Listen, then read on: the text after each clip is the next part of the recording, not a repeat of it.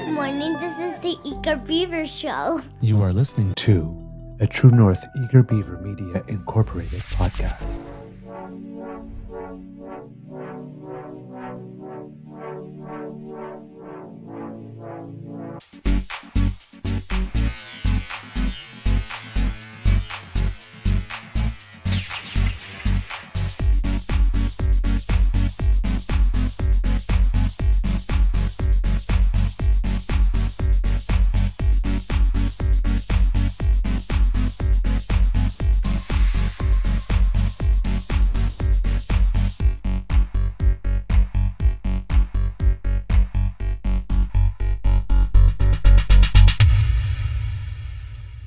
The True North Eager Beaver podcasts are proudly brought to you by our founding sponsors, the Misfit Mysteries from Corvid Moon Publishing, your source for science fiction, fantasy, and cozy mysteries featuring a broad diversity of characters, CanadianTarot.com, your uniquely Canadian online eclectic tarot community, and the Peppermaster, hot pepper sauces made from farm-fresh ingredients to thrill your taste buds and expand your mind.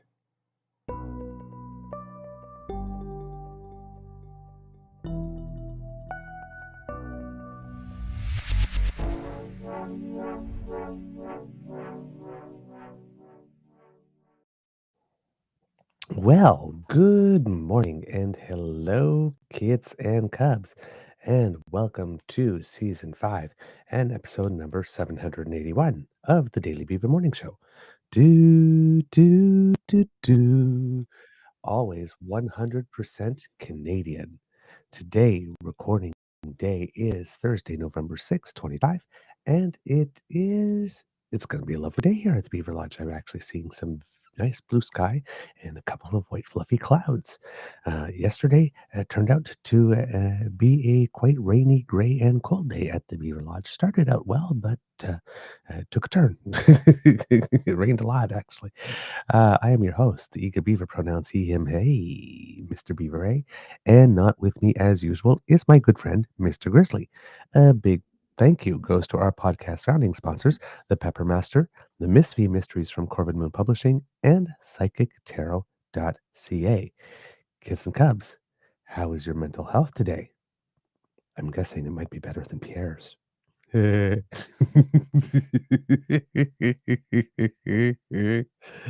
guess mine's doing okay. I'm already giggling. I am doing well. Kids and cubs, still a little tired. It's been a tougher week, of course. No complaints. All things that are my choice.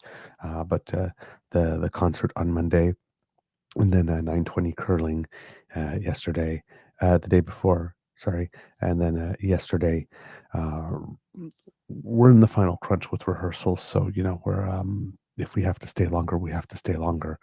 And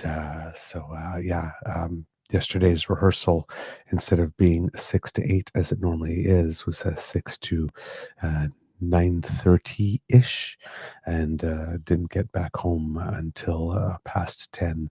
And I tried to go to bed at 10:30, but yesterday, the way that things worked, there was no time in the day um, between the show and the rehearsal to actually had other commitments to actually do a lot to prepare a show. So I had to prepare as much of the show as possible after the curling yesterday. So it was another very short night. So I'm really, really well, not so much really, really sleepy, because the last 2 nights, the sleep that I had was solid. My head hit the pillow and I slept right all the way through, which is very abnormal for me as an insomniac. So I've had better quality sleep the last 2 nights, but mostly because I'm already drop dead tired by the time I get to bed.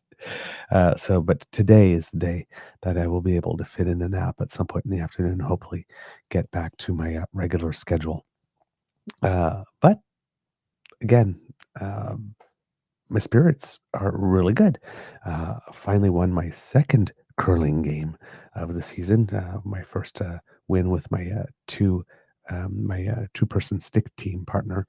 Uh, we're playing in A division this year, so the first three losses in a row were a little frightening. It's like, no, no, we don't want to go down. So we're in the mix now again. So hopefully we can get a couple of extra wins under our belt because, well, A division is tough competition. We can't expect to win as much this year as we did last year. So Ah, but yeah, we did manage to get a win under our belts. Only my second one of the season. On this one, I can't say anything about the shoes because we walk and push the rock with you know a device that we hold in our hands. So I can't blame trying to get used to the new shoes, but we also have new ice. We brought in a new ice maker last year who was working with what he had because we had already, if you were following us last year, we had started the season in September and we had a really uh, uh, abnormal hot spell in September, and it was making it such that there was so much condensation in the arena that it was leaking from the roof and falling back down on the ice, and the ice was unplayable pretty much. So, and then we had a new ice maker come in sometime after that. So he was working with the base layer that was already there, but this year he got to do his own. And oh my God, um, the ice is very, very, very fast this year. So we have quicker ice and I have new shoes. So I'm making two adjustments this year. So I'm getting better on the shoes, uh, but I haven't found it with the stick yet anywhere near as much. My takeout weights are fantastic. My draw weights are non-existent. So, and last year I was starting to get down, so I still have to figure out the ice. So, yes, we're scraping and clawing and scratching, but we're getting by. We're getting by. All right. Ah, and yeah, let's get into it, kids and cubs, because today's show, we're talking about rebukes.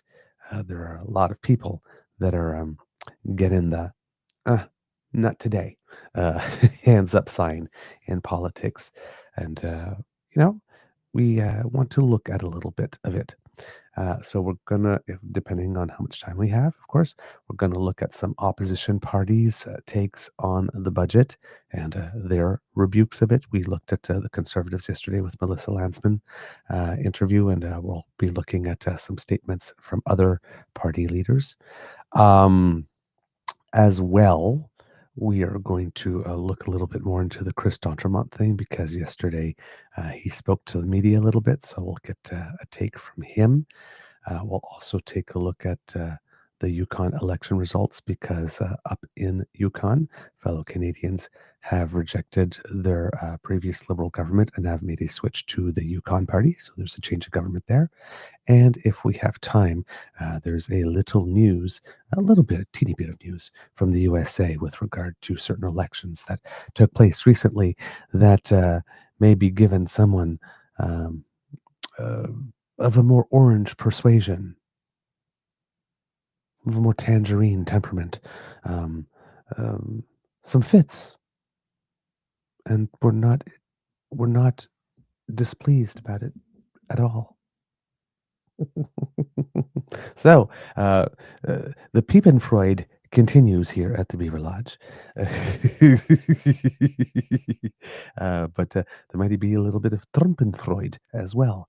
So, why not get into it, kids and cubs? Just take a look here and see who's with us before we dive in here in the chat. Who has joined us this morning? We have, oh, whoops, let's see. There we go. We have Kid Uncover with the Beaver Dad joke of the day. Why did Beaver get kicked off the curling team? He kept trying to sweep with his tail. Yeah, that'll put a dent in the ice. We have Kit Elaine saying good morning, everyone. Kit Grace saying good morning, all. Kit Hyper T007 saying bon dia, Castorzinos. O clima parece está tentando neve. Uh, good day, little beavers. O clima parece. Something appears to be something. The weather, I'm going to say the weather seems to be Tentando neve. And that I can't tell, but I think I'm okay on the first few words. Kit Hypercheap will let me know. We have Kit Swanky Frankie here saying morning. We have Kit Saucy saying fake beaver tail brooms would be hilarious. Indeed. Oh, my word. We have, let's see, uh, Kit Nona Carol here saying morning. Kit Argosi Acre saying morning all. We have Kit Bucky saying good morning all as well.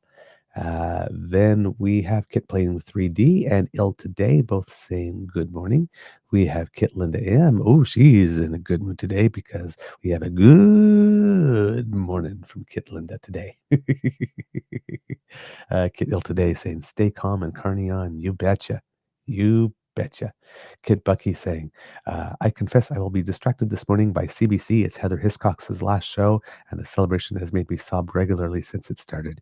Yes, we had mentioned it on our show when she announced that she was going to retire. Heather Hiscox, for those who don't know, does the early morning show on CBC, the news channel. She's usually up at 2 a.m. in the morning in order to get ready to do her work. And she is a consummate professional, a pure delight, a general ray of sunshine. People who love her a lot. And it is sad to see her career come to an end. Just because she's just so darn pleasant. Everybody likes her. And we would like to keep her for a good long time. But it is a retirement that is very well deserved and very well earned. So, Miss Hiscox, cheers. Thank you for a long career of having committed journalism. We are very grateful. Very, very grateful. And Kid Bucky, you are definitely excused. The Queen will never take umbrage at the fact that someone would want to spend a little time with Heather Hiscox, particularly on her last day. All the love that she's going to get, she's deserved and earned. No doubt about it. All right. We have Kit Kat W saying, good morning, everyone, here. We have a bonus beaver joke. What did Beaver say when asked about curling on TV? Finally, a sport that moves slower than Parliament. Ooh, well, except if you have a double or triple takeout, then it still might move faster. I'm just saying, you could get some power behind those pushes.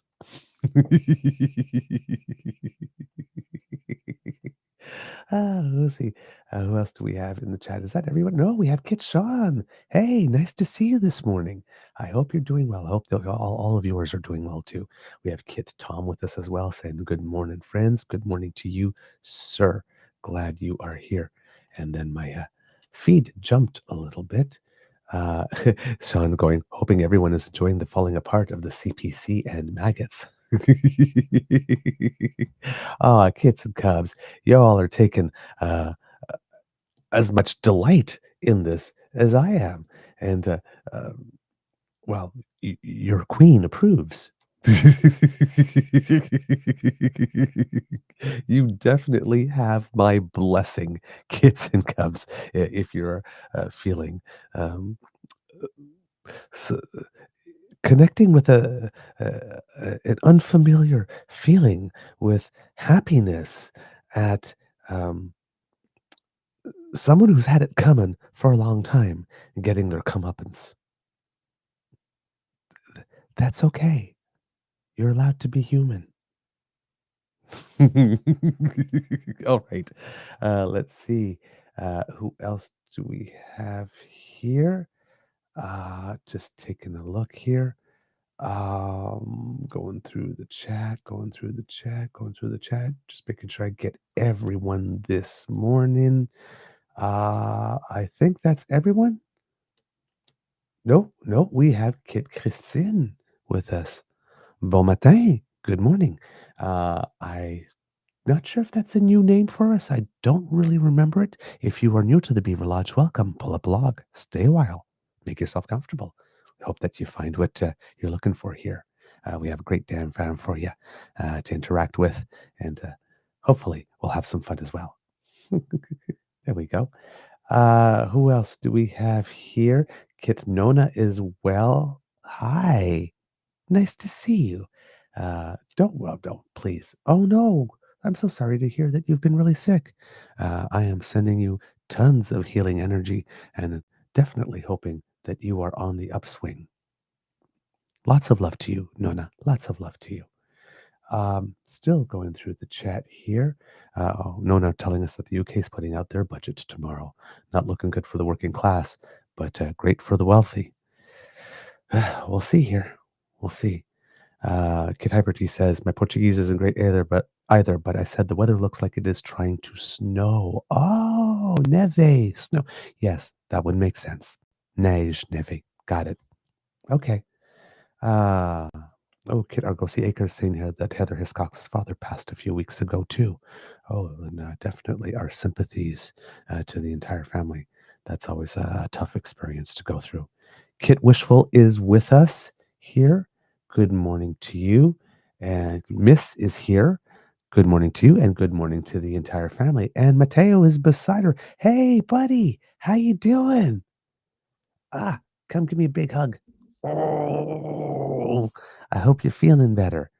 Oh, you've had some tough, a little bit of a tough go of it since your birthday, I hear. So, but I hope things are looking up and that you're back to your usual schedule of learning lots at school, playing lots at home, having lots of fun, being nice to your sisters, and taking good care of your mama. And giving lots of big hugs to your dad. Hmm, Dad's a good guy. And being nice to the kitties. You got to be nice to the kitties, okay? Gentle touches. All right. Ah, I love you, my friend. I love you, my friend. Okay, kids and cubs, let's get into the show. A kitten miss says he's good, but he's a little grumpy. Oh, my friend, put a little sunshine on your face. uh, don't worry. I know what it's like to be grumpy, Mateo. Sometimes you just gotta be. You gotta let it out. But I hope you're not grumpy for too long, and then you can get back to having lots of fun and learning lots. It's very important. All right. Let's see. All right. Um, since we're talking about rebukes, uh, let's talk about the budget. Opposition parties came out on budget day to deliver their statements. As we know, the Conservatives and the Bloc had pretty much set the stage for saying nope, nope, 1,000 times, nope, a million times, nope, nope, nope, nope, nope, by making demands of the budget that they knew before making them there was little to no chance at all were going to happen. So, in the case of the Conservatives, among many other things, was don't implement your budget, implement ours as well. And I'm like, girl, have you seen the costing you presented during the election? No, I think we'll take a pass on that. Thank you for your suggestion, but like you with women, we're going to go our own way. Okay, good.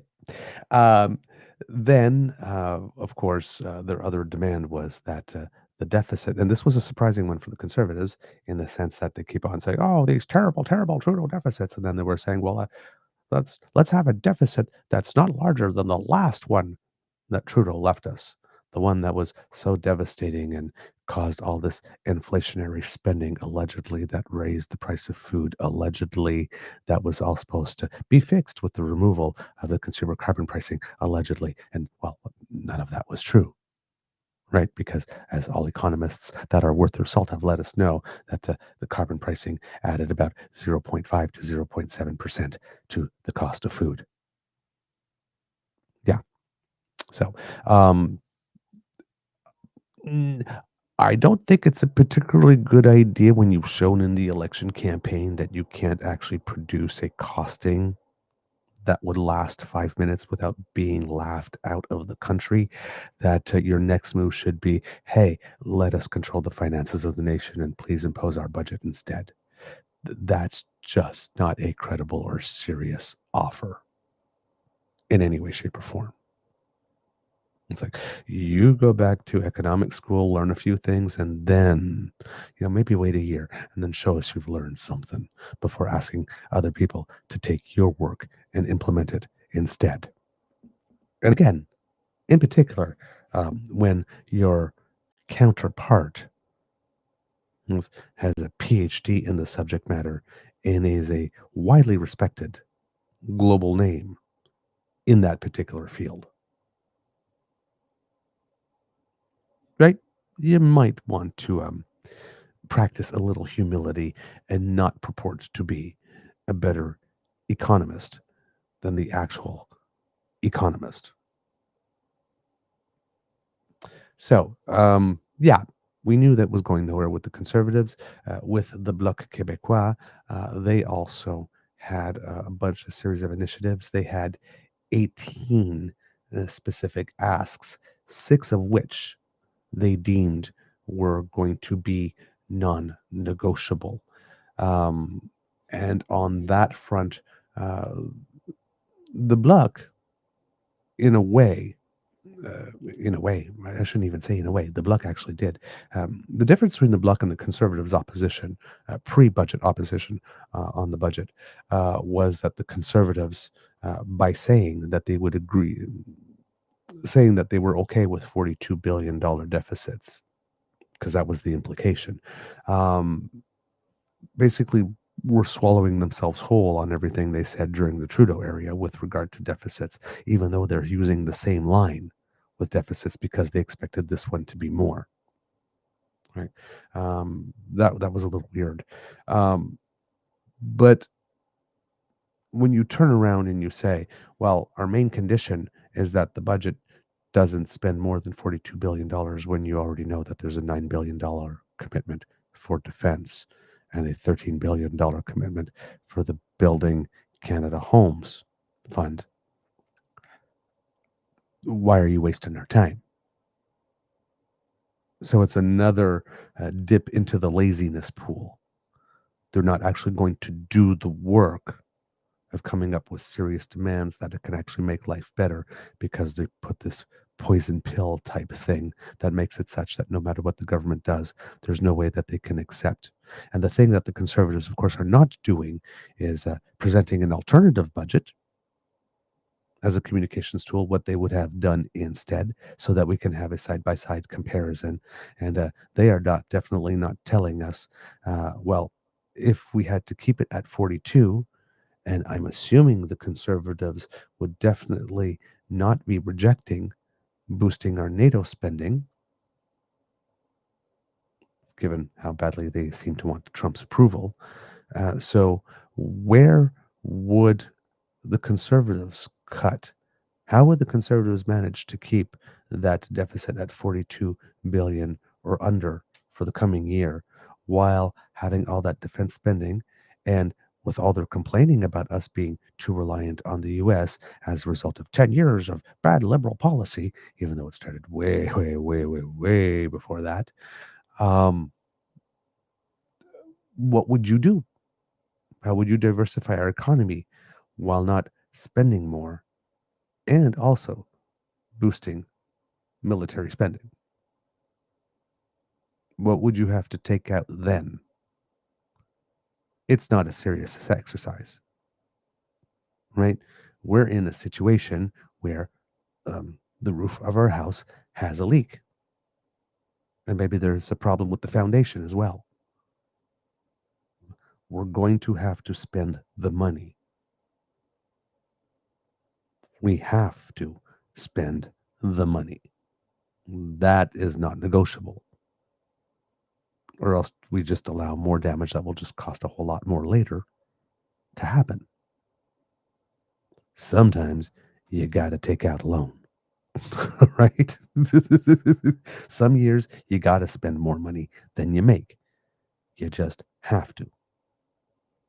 All right. And this is the weird part is that the Conservative keeps on labeling themselves as the party of economics and business and all that kind of stuff. And it's like, if you're not even starting with the basic principle that if your house has a leak, that it's okay to take on debt so that it doesn't rain for a full year in your house, while you're hoping you'll have more money the following year. 'Cause I don't suspect the tension from Trump trying to screw us over is going to stop suddenly. We're going to be having to make more adjustments as he throws more things at us, right? Based on everything that's happened to date, you would have to be out of your mind to not foresee that Trump is going to be throwing more things our way. Right? So it's a lazy exercise. Once again, just phoning it in, not taking the job seriously. On the Bloc Québécois side, even though they did the same thing as the Conservatives, right? Loaded it up with poison pills that there's absolutely no way that the government could support.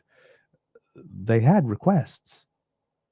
They actually did the work of coming up with, I don't know if you could say it's a serious proposal on its whole, but actual elements that could have been addressed, or some of them could have been addressed. So, the Bloc Québécois, and the reason I'm going to be talking more about the Bloc Québécois than showing it is because their press uh, thing was almost entirely in French, I think, except for one question. And I didn't want to do simultaneous translation for all of it, so I just did a synopsis here.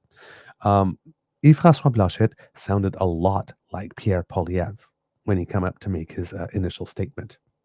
So all the things that Pierre is saying, oh, it's been so many months with Mark Carney and we still don't have a deal, and na, all that sort of baseline negative uh, discourse. It's the exact same thing between Yves-François Blanchet and Pierre Poilievre. And this has been an ongoing thing, right? Even during the debates, if you remember, during the election, Yves-François Blanchet has this quality to the manner that he speaks every now and then that is, we say in French, fanda or chia. That's uh, a little caustic and comes from a little place of pomposity.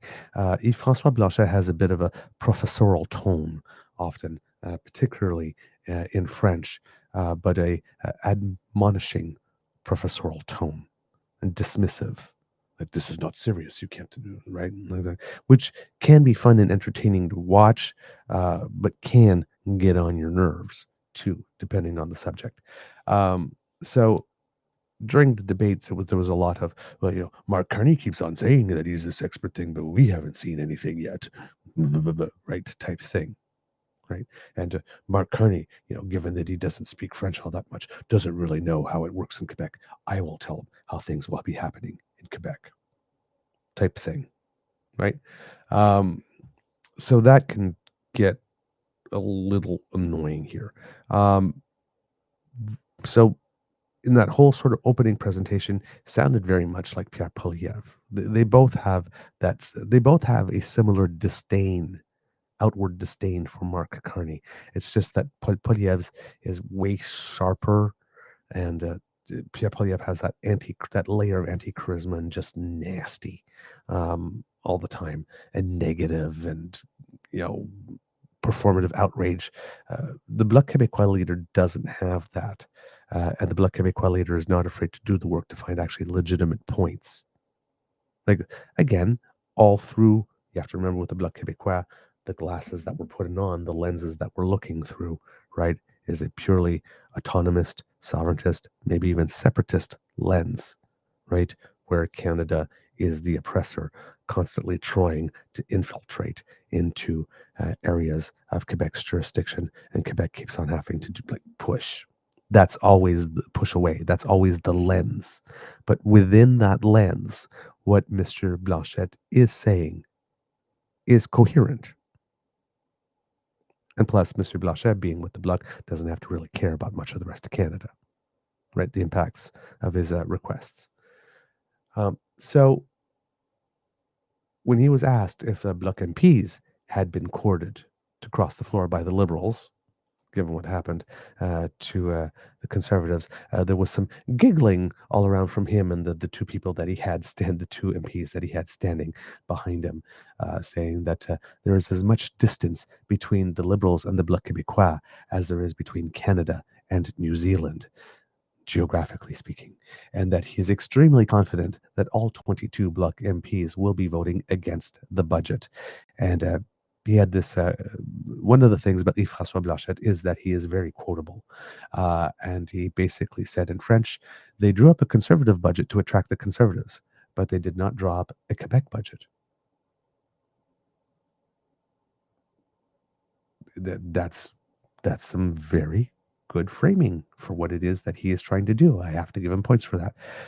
I don't necessarily agree with the statement that he did not draw a Quebec budget, but that's a very clever framing to put on it.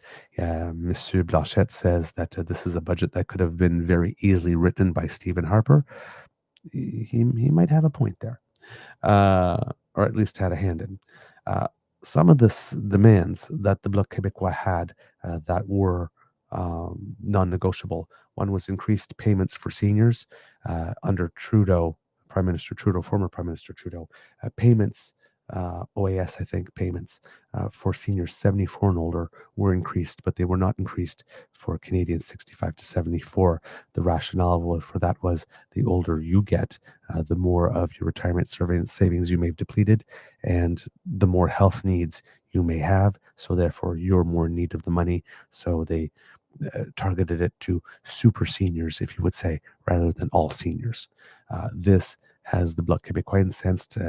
François Blanchet frames it as a form of discrimination. The Liberals would form it as needs-based.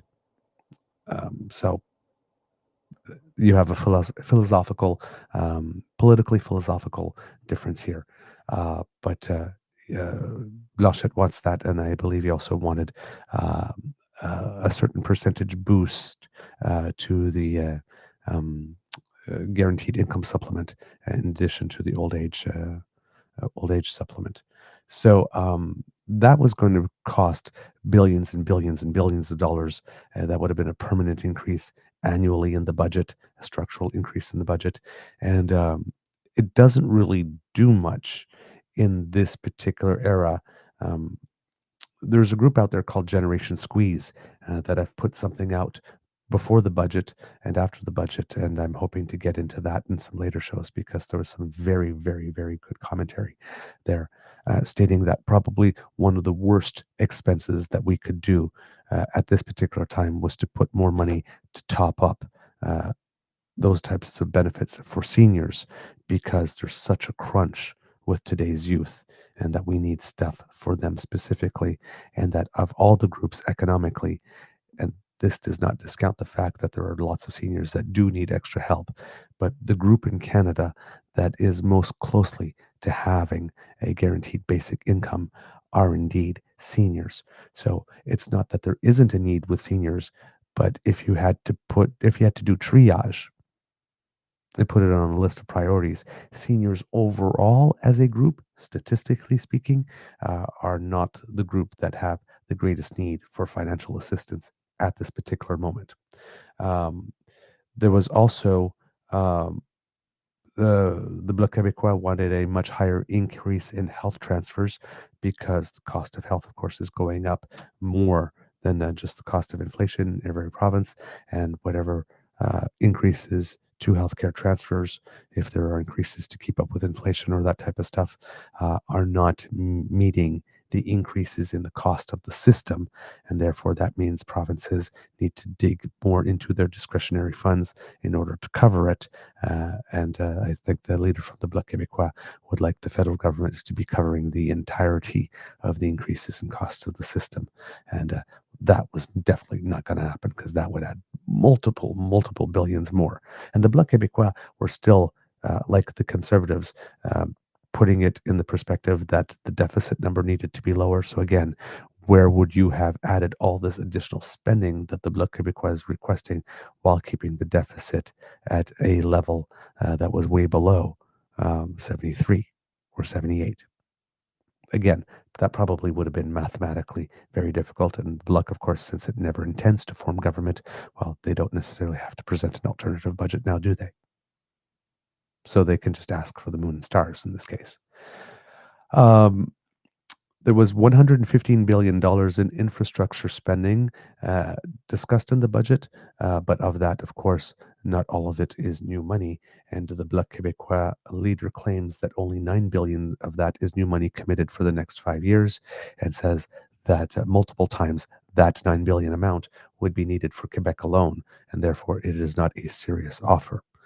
Uh, and he also mentioned that the scant details of how the money would be spent in terms of infrastructure was causing much consternation with regard to interference in areas of provincial jurisdiction. The Bloc Québécois also asked for a loan guarantee program to facilitate ease of access for a down payment for younger Canadians if they were going to purchase a household. And Blanchet claims that the housing financing program does not guarantee that the portion of the dollars that would be attributed for housing projects in Quebec would be dished out to the government of Quebec without conditions, as has become the tradition over the past while when it comes to Quebec. They get the money for the federal programs, but they always have the option to opt out of them and create their own sort of version without any federal conditions, and that does not seem to be the case so far for the housing money. And then he mentions, and on this one, he does have a point. The $4 billion that we took out of our coffers based on a promise from Mark Carney during the last election to give a few additional carbon rebates to Canadians. That was a way to uh, it was an additional affordability measure that was included in the budget to put more money in people's pockets. But the Bloc Québécois claim here is that these were carbon rebates for carbon taxes that were not incurred because the regulatory fee had been suspended. So basically, it was an income redistribution program masking as carbon rebate. And since the province of Quebec has a cap and trade system, therefore had a federal backstop, therefore was not, nobody in Quebec was getting carbon rebates. They didn't get this rebate either. But since it came from the overall general tax pool, Blanchet is saying, well, Quebecers contributed to that overall general tax pool to the tune of about $800 million, but they didn't get to see any benefit because we happened to have adopted a system that works better. Why are we being penalized for that? He kind of has a point on that last one. So those were the main objections from the Bloc Québécois. So as you can see, there are some actually concrete proposals for areas of spending, as opposed to the Conservatives, which was much more uh, amorphous as an overall criticism. So one party is doing the work. The Bloc Québécois is opposing and proposing here in a manner that is serious. There are certain things in there that the federal government, if it had wanted to, could have plucked out and put into the budget and say, okay, we're not going to do all of them, but we'll do this one. Right? And they did so for some of the 18 from the bloc, but none of the big six, of course. The Bloc Québécois leader also claims that when it comes to climate change, that the Carney government has only added 4 million with an M dollars of new money going towards climate change. Now, the federal government is representing it as different, but the Bloc Québécois leader points out that all other new spending or spending declared new in the area of climate change is going towards exploitation of critical minerals. So, um, you know, uh, we need to get these minerals that allow us to do things like EVs and, other types of uh, green energy type products. Uh, and those will have a climate impact. But the actual mining of those critical minerals, how environmental will that be? So, gosh, asking that question, and is that really money that we are spending on the critical mining part? Is that money we can actually say that we're spending to fight climate change? Or should we start counting that money once those mines have been developed and we actually take the critical minerals that and the rare earths that have been mined and actually put them into a product that would generate emission reductions? Again, politically philosophical difference, but one you can have a mindful debate on, right? And then all other new spending are going to industries. Mr. Blanchet says that we're being told, always the skeptic, are of an environmental nature. He also has a problem with, because the Bloc Québécois likes to poke a stick in the eye of Alberta with regard to oil and gas because the province of Quebec is almost all hydroelectric at the moment, and therefore one of the greenest sources of energy in the country. So it likes to poke a stick in the eye of Alberta a lot, and mentions that the tax credits that have made it such that over a period of 10 years would give about $8 billion per year to oil and gas companies have been extended until 2040. And then the Bloc Québécois leader, in one of his more quotable moments of his press availability, basically said, "There is nobody on the liberal benches who's under the illusion that we're taking climate change seriously. It does not exist. It's going to be extremely costly. We are going shopping for catastrophes and we're going to have to pay for them. And this government is telling itself climate change does not exist. We're not putting any money behind that." So, um, that's the Bloc Québécois' take on spending. Uh, the actual concrete measures, like for example, the planting trees, the Canada Greener Homes program that I personally benefited from, and that had been was so popular that was oversubscribed. That's not being renewed. I didn't. This was not mentioned, but I have not heard or seen anything about bringing back an incentive program for purchasing EVs in this budget. You thought I would have sincerely thought there would have been one, since we were talking about scrapping the mandates.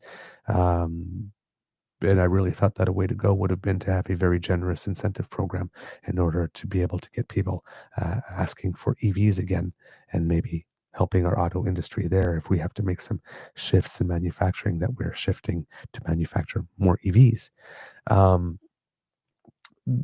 and giving Canadians the means to buy them by providing those incentives. That does not seem to have been there as well. So uh, it's interesting here that in a budget where we are presenting the difference between operational costs and capital costs, François Blanchet on matters environmental climate change is dividing the spending in that envelope between new money for projects that can actually yield a result in reducing carbon, because it is low hanging fruit. Elizabeth May makes this comment as well, because we're definitely not done picking the low hanging fruit. So we can definitely put some more effort into that, uh, as opposed. Um, uh, I forgot where I was finishing because I went on the aside with Elizabeth May and lost my train of thought there. uh, but yeah, uh, that sort of versus, oh, so yeah, the division between that type of money and then money going to sort of major projects that have allegedly a climate element embedded within them, either, for example, mining a product that can be used to make greener projects or to push green technology further. And, you know, and for example, other industries, like for example, the copper mines that are supposed to be zero emission, and the 2 billion for Darlington, because that was another one of his comments. No, sorry, that was Miss May's comment. I'm mixing them both on this one, but the comments about the nuclear reactors as well, right? Um, that is money we are told that will allegedly, be green because nuclear energy is more green, but the that's the Bloc Québécois leaders. Like, it's like we are told that these are greener initiatives, but given that they haven't happened, haven't demonstrated themselves, and all that kind of stuff, he's not counting it in that column. So it was a serious, more serious exercise from the Bloc Québécois than it was from the Conservatives. Absolutely, absolutely on this one. This one was with no doubt at all. But yeah, that was the overall. Nothing out of the extraordinary for the Bloc Québécois leader on this. These are all positions we knew. We could have probably predicted this going in. The Bloc Québécois leader was just, pretty basically, well, we had 6 requests, none of them were met. So clearly, you know where we stand on this budget. It's not a mystery here. Okay. Moving on to the Green Party, Elizabeth May, she had a couple of things that to say that were interesting. Um, the Green Party's typical position is they will not vote for a budget that does not eliminate the fossil fuel subsidies. Pardon me, kids and cubs, I have to cough. Thank you so much for your indulgence there. I'll apply a little bit of beaver moistener. There we go. Let's see here. So yeah, environmentally, they don't vote for budgets if those subsidies to oil and gas are going to continue. And as Mr. Blanchet just mentioned, they're going to be extended until 2040. So that would just give you the impression that, well, it's just going to be a straight no. Elizabeth May does not say a straight, full out no just yet. So I'm going to present 2 clips very quickly, which are part of her initial statement. I have to present it in 2 because her comments were separated by other comments in French. Miss May likes to go back and forth on it rather than doing a chunk in one and a chunk in the other, like Pierre often does. So we're going to start with her initial assessment before she started taking some questions from media with regard to that. And then we will look more at the question and answer period as well, because there was one moment in there. Elizabeth May is another one of these federal leaders who can be rather quotable. She has a turn of phrase every now and then that is quite alluring and that catches your attention. So, kids and cubs, here we go with Elizabeth May. First initial comments with regard to the budget. A short clip. I think if I'm able to, I will just go immediately into the second, and then we'll get back into things. We identified as we read it, this budget is not about even sacrifices across our country. They're generational sacrifices. My grandchildren lose. This government has decided not even to mention our legally binding Paris targets and has jettisoned most climate programs, including the oil and gas cap. The climate competitiveness strategy, so-called, will create large winners in the corporate sector and create more subsidies for fossil fuels. We cut assistance to the poorest of the poor in the developing world. We do have some good things which we identify in our press release, but let me turn it over to Mike for his comments. So that's the first bit. For those who are listening at home, Mike Morris, the former MP for Guelph for the Green Party, who lost his seat by a very, very tiny margin, and who has announced that when the next election comes, that he's staying in the game, that he will run for it again. A great constituency MP, and in my estimation, someone who does deserve to be returned to Parliament at the earliest opportunity. Then Elizabeth May comes back and finishes off her initial assessment. We certainly, I want to make it clear that we, and I, am specifically asking the Prime Minister to think about the fact that he's not the CEO of a company called Canada. He's the Prime Minister of this country with a minority government. Now is the time to reach out to those of us in opposition parties who could vote for the budget if in negotiations over the next few days we see changes. That's a possibility. It's a real possibility. The vote will be very tight. When we crunch the numbers, it's too close for comfort. And this is the time for a Prime Minister, and I really ask him personally to meet, to sit down and talk and find the changes that could be made to where we could cast our one vote in favor of the budget. But that moment is not now. Ce n'est pas possible pour se bouger actuellement. So when she says that moment is not now, not that it's not the moment to have that talk, but that it's not the moment that the Greens could support this budget, right? But she's not saying no. She's willing to have some discussions. Now, I don't know if she's saying, now, I don't know if behind that she's hoping that the discussions are, or, you need to remove those subsidies, which is not going to happen. So what's the point in the discussion? But if she's willing to be flexible on that initial foundational thing that the Greens will never, ever, ever support a budget that doesn't remove those subsidies, there might be a reason for Prime Minister Carney to pick up the phone and give her a call to see if there's a way that he can get that one vote and that he would be one away. Now, of course, that presupposes that there are that Mark Carney is not aware of things that maybe we may not be aware of yet. Like, for example, Chris Tremont wanting to cross the floor, which seems to have caught the Conservatives by surprise. It seems. There were some rumblings that I've been reading in the press that there were some efforts to try and find out why it was that he was unhappy and maybe fix that.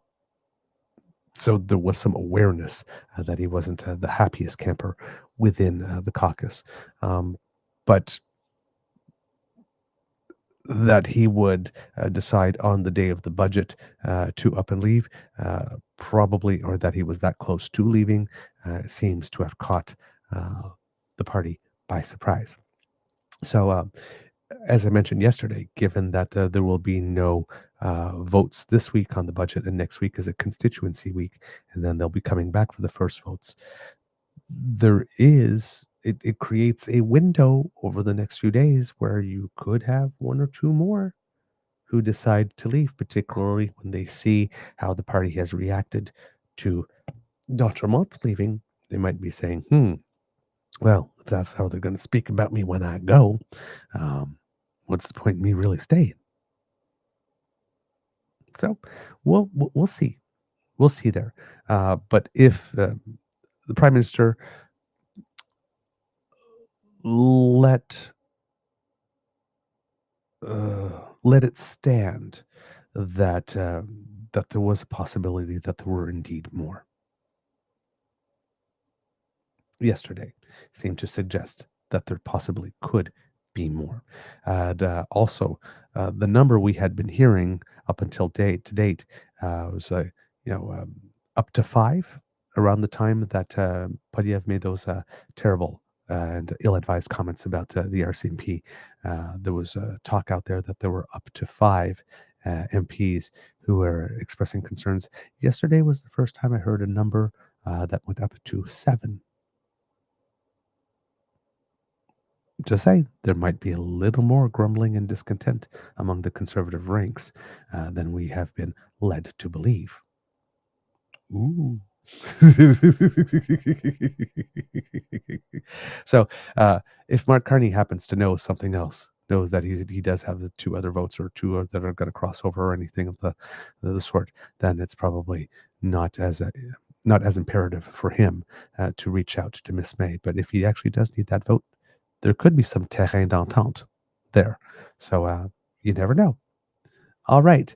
The next thing Miss May had to say here, she was basically asked point blank how it is that she would vote on the budget. And I believe here at this time, she might have added a little more to her invitation to the Prime Minister here. So let's take a look. On the budget. Absolutely. There's no way that we can, as Greens, vote yes on this budget. But I want to emphasize there are several days in which this budget can be negotiated and amended before it goes to a vote. And that's something that doesn't get discussed much.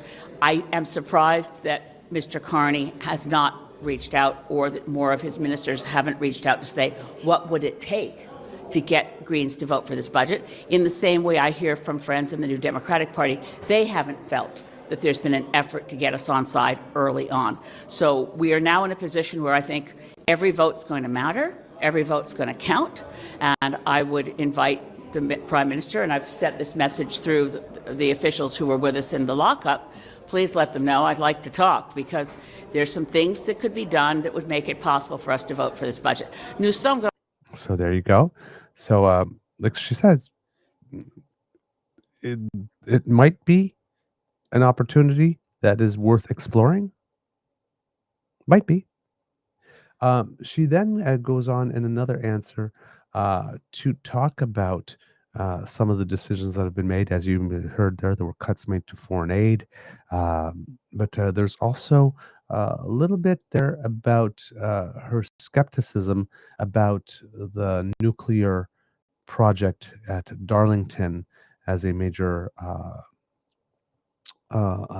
project because of it is newer technology and therefore not necessarily, well, not as proven, because of course what we're doing in Darlington would be a global first. So let's listen to what she has to say about that, raising some points that we definitely need to keep in mind as that goes forward.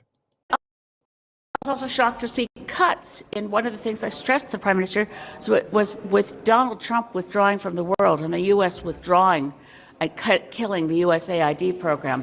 In a time when the world is in turmoil, I believe the world needs more Canada. I think we should step up and do more in peacekeeping and more in helping for world health issues where the U.S. government's decision-making is going to cause an increase in HIV/AIDS, an increase in polio, an increase in deaths from malaria.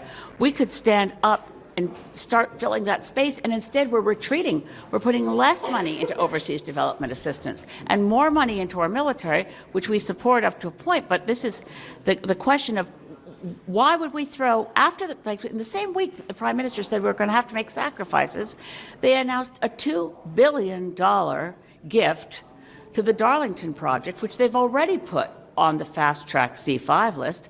You need to know that that project, while owned by OPG, the companies that will benefit are General Electric and Hitachi and Kiewit Engineering from the United States and some Canadian engineering, of course, our old friends Atkins Realis, formerly known as SNC-Lavalin, and Aiken.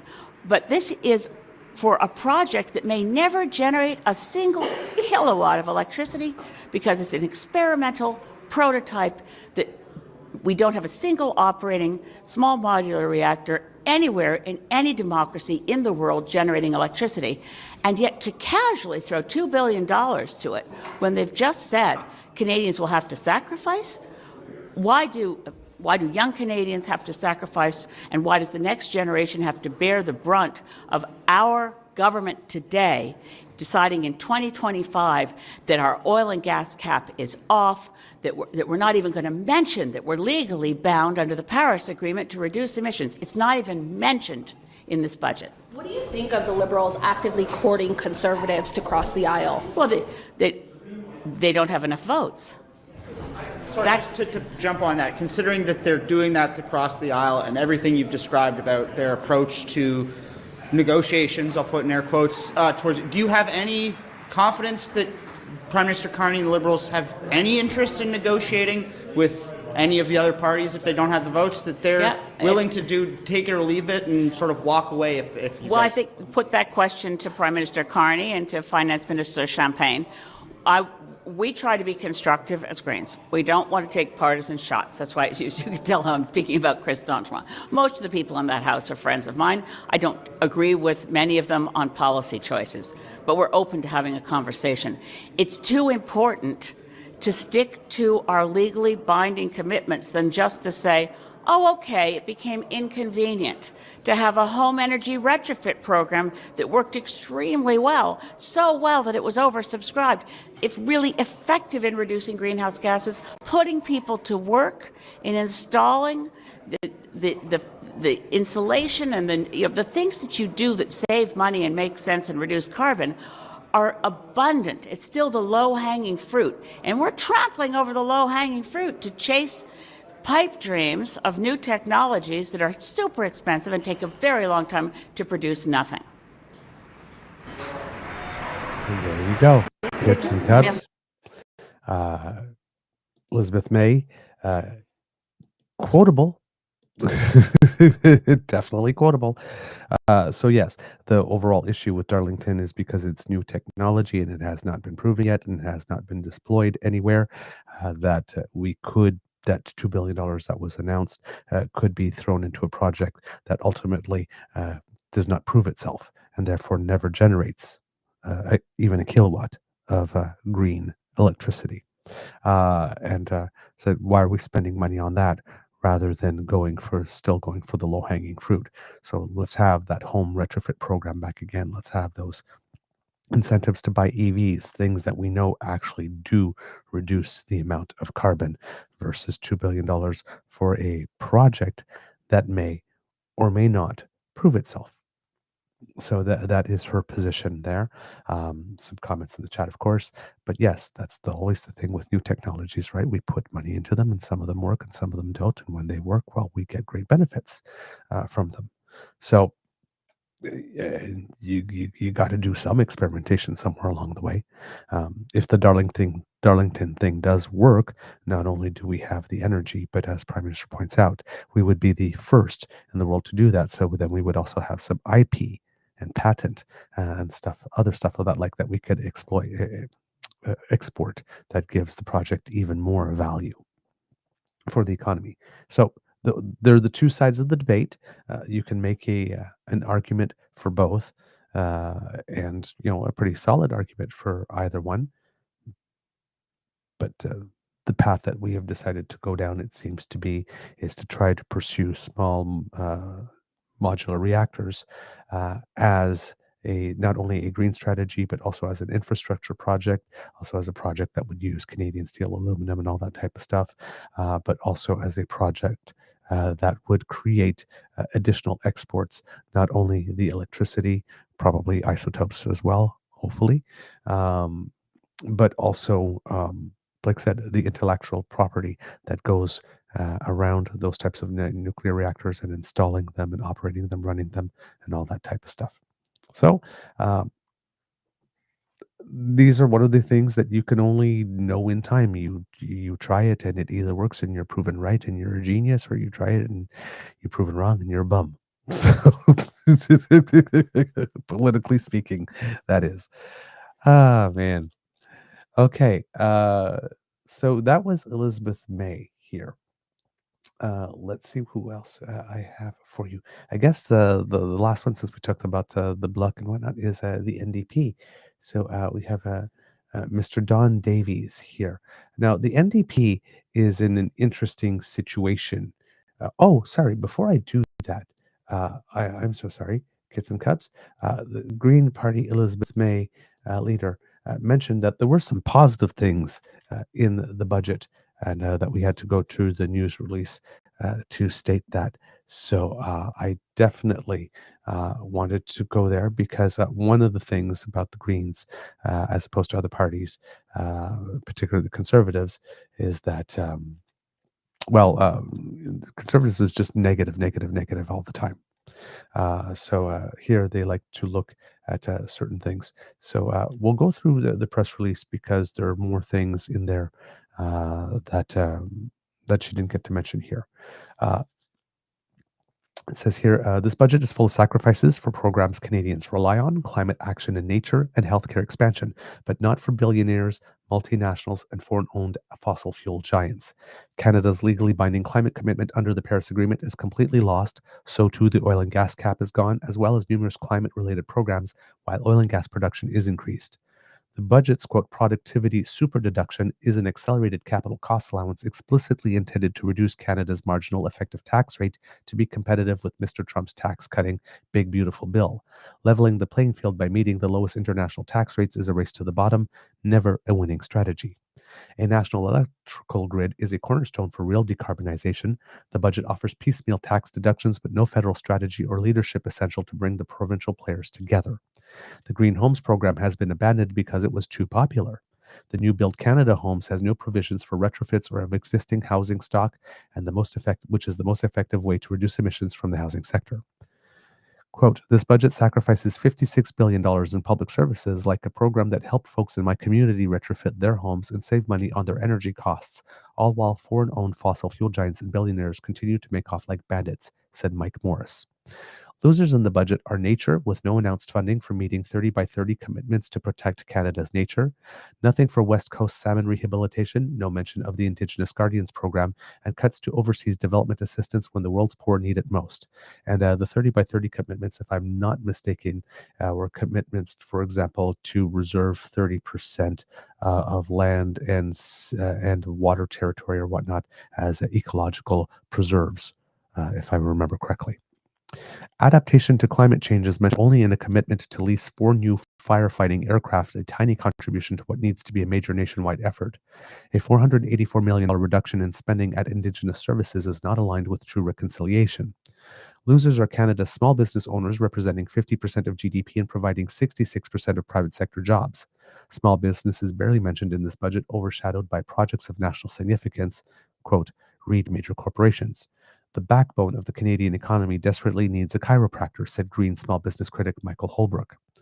No funds to help Canadians who want to go electric, no cuts in tariffs that make solar more expensive for Canadians, nothing to enhance the disability benefits to raise people with disabilities out of poverty. The huge cuts in public services will cause years of pain. On the plus side, Greens welcome funding for the CBC, $1 billion for supportive housing, the continuation of funding for the school lunch program, continuation of expanded dental care, high-speed rail, and the Foreign Credentials Recognition Fund. The Building Canada Homes program commits, as Greens demanded, to a clear definition of affordability. The Youth Climate Corps could be transformational, but as a 2-year program at $40 million, it is at best a pilot project.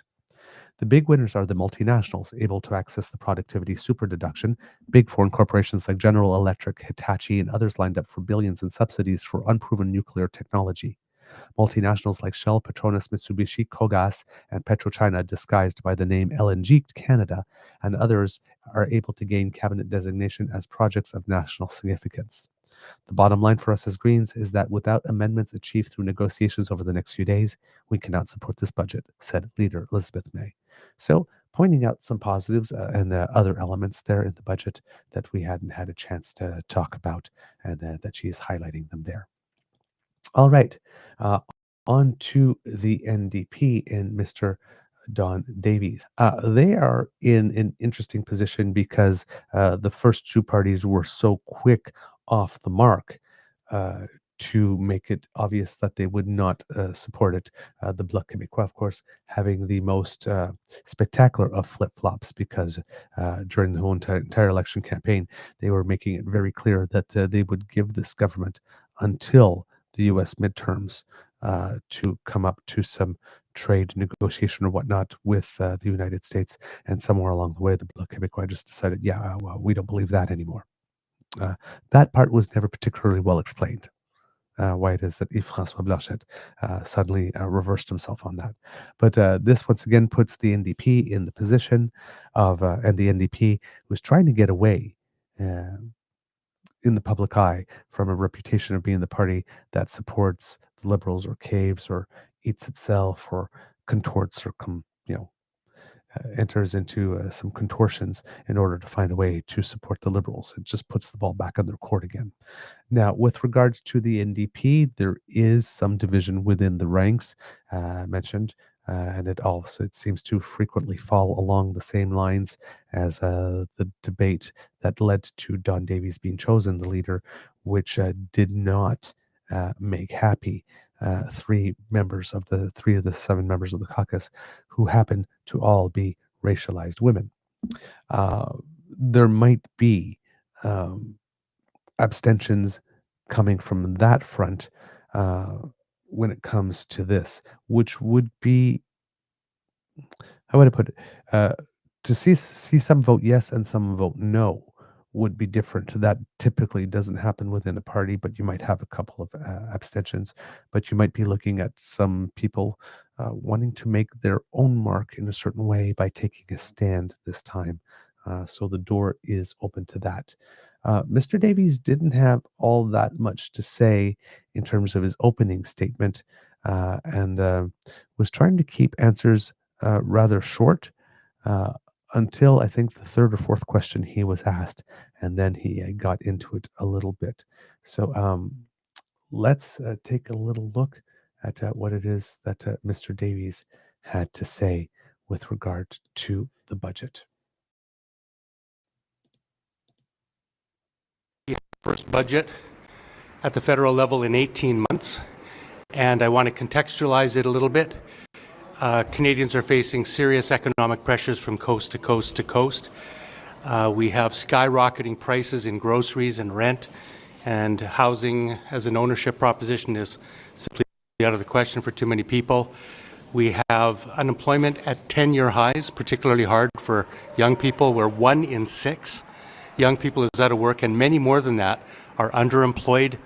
Economic growth is weak, and of course we face serious problems from south of the border.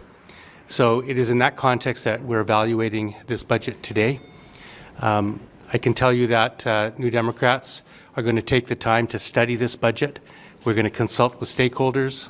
We're going to talk to Canadians, particularly working Canadians, and review this budget to see if this budget passes our lens of whether it works for working Canadians. So I'll happy to take any questions you may have. Is this an austerity budget? It's hard to tell at this point. What I'll say is it's got a very large deficit. Spending is up in many ways. There are, some record investments, but it also is, cutting public services that Canadians need. So this is something that we'll be taking a very close look at. It's still early, but whipping your caucus on a vote, or will this be a free vote? Traditionally on confidence measures, parties vote along party lines. So that's the tradition of our party. I wouldn't expect it to be any different. I know it's still early, but was there any red line there in the budget so far that you've seen that it disqualifies you? Like, I know it's still early stages, but it seems like you're saying we need time to digest it, so there isn't an immediate red line that you said that would disqualify you guys from supporting it. That's an excellent question, and one of the reasons I opened up with the serious problems we're facing is that there's complex issues that are facing us, and I don't think that we can oversimplify whether policies are going to respond or not. So I'll tell you a few things that we like about the budget. There's $51 billion in infrastructure spending, and that's linked to unionized jobs or community benefit agreements, which requires that work to be done through wage prevailing rates. So that could create good family-sustaining jobs, which has been a priority for the NDP. We talked about, campaigned on, an east-west clean electricity grid. That's mentioned on page 1 of the budget. And there's a specific mention of co-op housing, something that is near and dear to New Democrat hearts and something that we push for all the time. Some of you, none of you look old enough, but the Cooperative Commonwealth Federation was our predecessor, so co-ops are built into the DNA of the NDP. That's in there. On the negative side, you have 40,000 public sector job cuts. And when you have a jobs crisis, cutting union, family-sustaining, good jobs is the opposite direction of where we want to go. And we have to remember behind every job is a service. Do Canadians really want to wait 6 months to get a passport? You want to wait 3 months to get a call back from CRA? Do seniors want to wait to get their old age security checks? These are the kind of real life consequences of cutting public sector workers there are. I would also point out that Mr. Carney promised Canadians during the election that he would cap the public sector, not cut it. Second, they canceled the unused housing tax, which was a measure to stop particularly foreign investors from buying housing in Canada and leaving them vacant. So by taxing it, it was driving those units into the housing supply, providing homes for people. Inexplicably, this government has removed that tax, meaning that we're going to go in the opposite direction and you'll see those housing units taken out of the housing supply. We think that's wrong as well. And there's no digital services tax. You know, this was a measure that the Liberals themselves invented 5 years ago, worked on. It would raise $1 billion a year in revenue, taxing the biggest U.S. tech companies in the world. We're talking Mark Zuckerberg, Elon Musk, on profits over $20 million in Canada. Now, if you have a revenue problem in Canada and you have to cut public services, or you could tax the wealthiest people on the planet, NDP thinks that it would have been a wiser choice to tax those people. So you see there's positive and negatives in this budget, and we're going to take a comprehensive look and weigh it out in the aggregate over the next few days. A lot less harsh than any. All right. So let's take a little moment there to go into some of the things that he has said. So as you see, not coming to the mic going, oh my God, we can't support this, but trying to walk a more middle road. Okay, we've seen the budget. We're reading it. We would like some time to consider it. We want to go back and talk to our stakeholders, particularly from the labor movement, from industry, from workers, to see how this budget sits with them. And then we'll come back. You know, there are some things that we like in it. There are some things that we don't.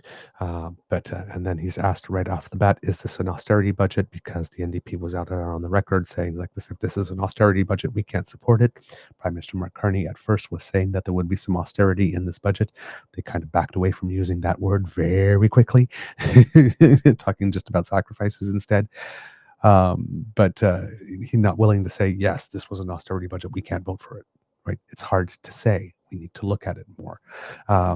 Asked if the party would whip his caucus so that they would all vote in the same way.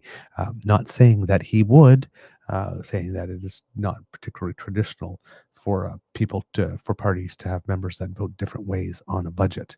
And he doesn't expect that it would be different here, but not saying that he would whip, pointing out that there doesn't seem to have been a red line there that stands out to you that says, nope, the Rubicon's been crossed. We can't help you. And then when he's talking about things that are good in the budget and other things and considerations, going to the things that irked us as we were trying to get back on our feet post-COVID, right? There was a lot of complaints about airports and times to take for security screenings and getting your passport and all those things. Do you want to go back to those days? Maybe we should not make those cuts. Right? But then there's also the Trump reality and things are changing. So he's trying to say that, it's the situation is tenuous, for lack of a better word, enough that making a quick, hard, and fast pronunciation on this would not be good. But you can see all the ways by not giving definite answers that he is opening the doors to creating a permission structure for there to maybe be some abstentions or something of the like, right? Says there is co-op housing and we do support that. There is, so he's in a tricky dance, right? Because the NDP just cannot, it's not going to help them, they believe, to look like they're the ones that gave the permission structure for this budget to go through. I don't think it's necessarily a bad thing. My personal belief is that Canadians wouldn't want to go into an election now. We just had one. We elected this person to a mandate. We are a fair play country. I doubt there's very few people in the country who are of good faith that turn around and said, oh, 6 months, time's up. You didn't get it done yet. Got to go try a new guy. I think Canadians are a little more realistic than that. So I don't think that the NDP would have much to lose on a PR basis. In terms of supporting the budget, even, but they would maybe on a partisan basis, who knows, but I don't think so in terms of an overall government population basis. But like was the case with the supply and confidence agreement, would they gain any public favor or support as a result of doing it? Probably not. Now, of course, my personal hypothesis is that the reason the NDP didn't get any boost with regard to the supply and confidence agreement is that they refused to lean into it. So, yeah, we did that. Yeah, we're collaborating with the Liberals. Yeah, you got pharmacare as a result of our collaboration. You're welcome. Right? They did we had to force Liberals to do it, and kicking and screaming. If it weren't for us, we did it alone. We made them do it. And nobody ever bought that. So they could have gone down the line of increased cooperation and what stability it provides and what benefits it provides for Canadians. And they are happy to be a proud partner because Canadians sent them the message with the minority parliament that they wanted parties to stop posturing and get down to the work of working together to make things better. And had they committed to that path all the way through, because who knows where they would have ended up. But they didn't. They tried to do the supply and confidence agreement while still practicing politics as business as usual, and it didn't work for them. And at one point, people just couldn't see them as a serious alternative. It goes on here, and in this next answer, you can see again Mr. Davies opening the door to create a permission structure here. So let me make sure that I've switched the screen so that you can see him and hear him. I remember this time Kits and Cubs like this. Any of the other opposition parties, I gotta say, are you telegraphing you guys are going to vote for this budget or just be absent on budget vote day? No, we're just more rational maybe than the other parties are. You know, we're not telegraphing anything. I'm a Jack Layton, New Democrat. We came to Parliament to make Parliament work. We want to be propositional, and we want to give this budget the serious once-over that it deserves. And we want to consult with Canadians. You know, so I think that's what a responsible opposition party does, and that's what we're doing. You didn't answer my colleague's question earlier. Will you whip your caucus? Just not what's your expectation of how caucus will vote. Will you whip each member of your caucus and force them to vote the same way? Well, I'm not going to anticipate what we're going to do. We're going to have a caucus meeting tomorrow morning, and we're going to be reviewing each of our critic areas, and we're going to have a very, very thorough discussion, and hopefully we arrive at a consensus. That's always what we try to do in caucus.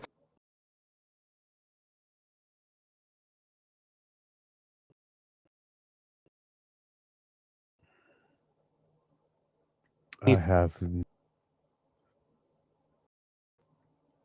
Okay, I'm not sure what's going on here, Kits and Cubs. So let me attempt to reload that video. It froze. I got the spinning wheel, and then it just the window just shut off down. Actually, it's like, nope, lost. I don't want to be here anymore. I'm out. Bye-bye. So let's go back a few seconds there. And I apologize for that, because I have no idea how or why that happened. But clearly it did, because you all saw it. And we're going to be reviewing each of our critic areas, and we're going to have a very, very thorough discussion, and hopefully we arrive at a consensus. That's always what we try to do in caucus. At the end of the day, we need to move as a united party. That's what you do on confidence measures. You don't vote at cross purposes.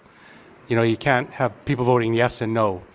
Generally, I don't remember ever a free vote on a confidence measure in my 17 years on the Hill, but all options are on the table, I suppose. Are you maintaining that abstention would be an option? It would be authorized for NDP MPs to abstain during that vote, or following the lines of the party would be to cast a vote?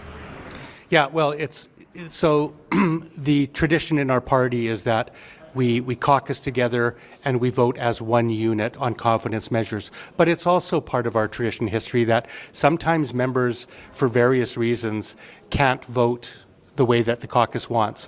So instead of voting opposite of caucus, they are permitted, with Whip's approval, to abstain from the vote. So that's also a possibility. Some of the polling out there is showing the NDP on the rise as the only clear voice for workers amidst a national climate of labor unrest. How are you feeling potentially heading into a Christmas election? Would you feel confident?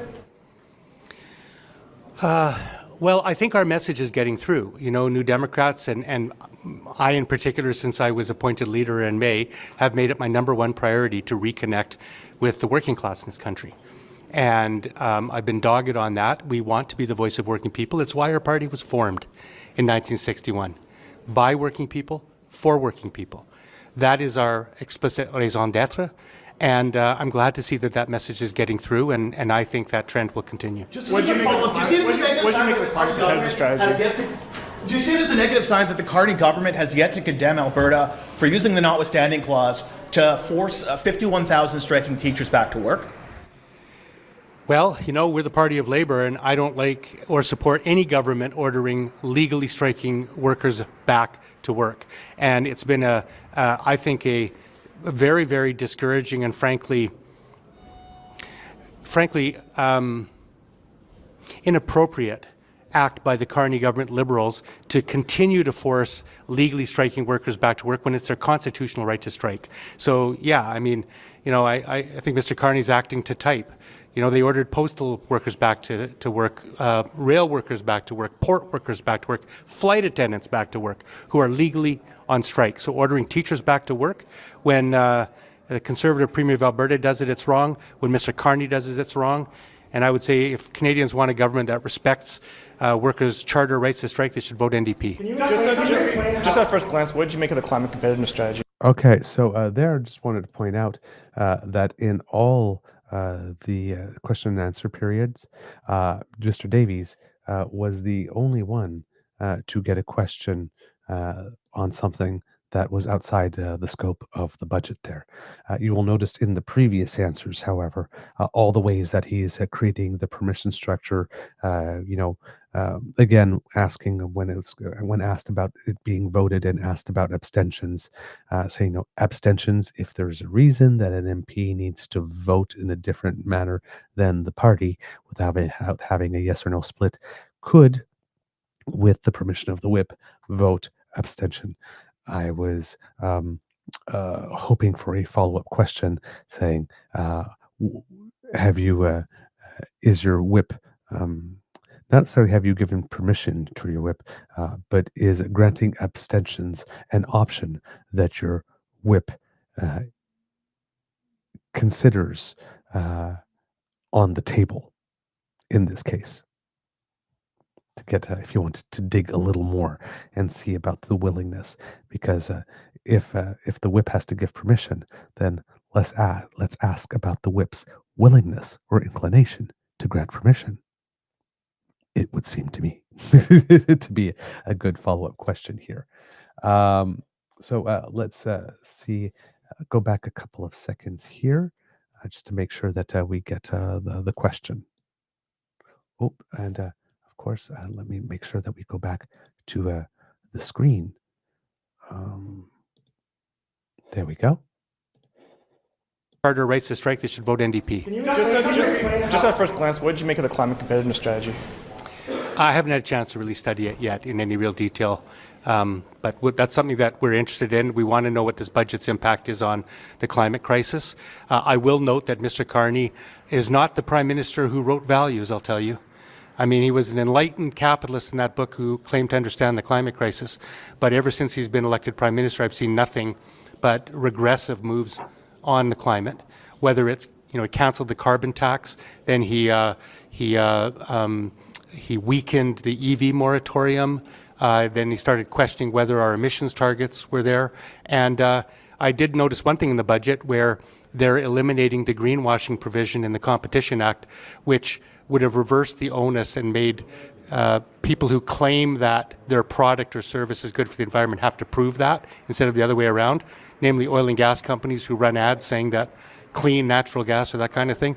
That's taken out in this budget, which is definitely a regressive anti-climate move. Can you just explain very quickly how the party of unions, the Progressive Party, could in any scenario vote for a budget that includes 40,000 job cuts and nearly 60 billion in public spending cuts?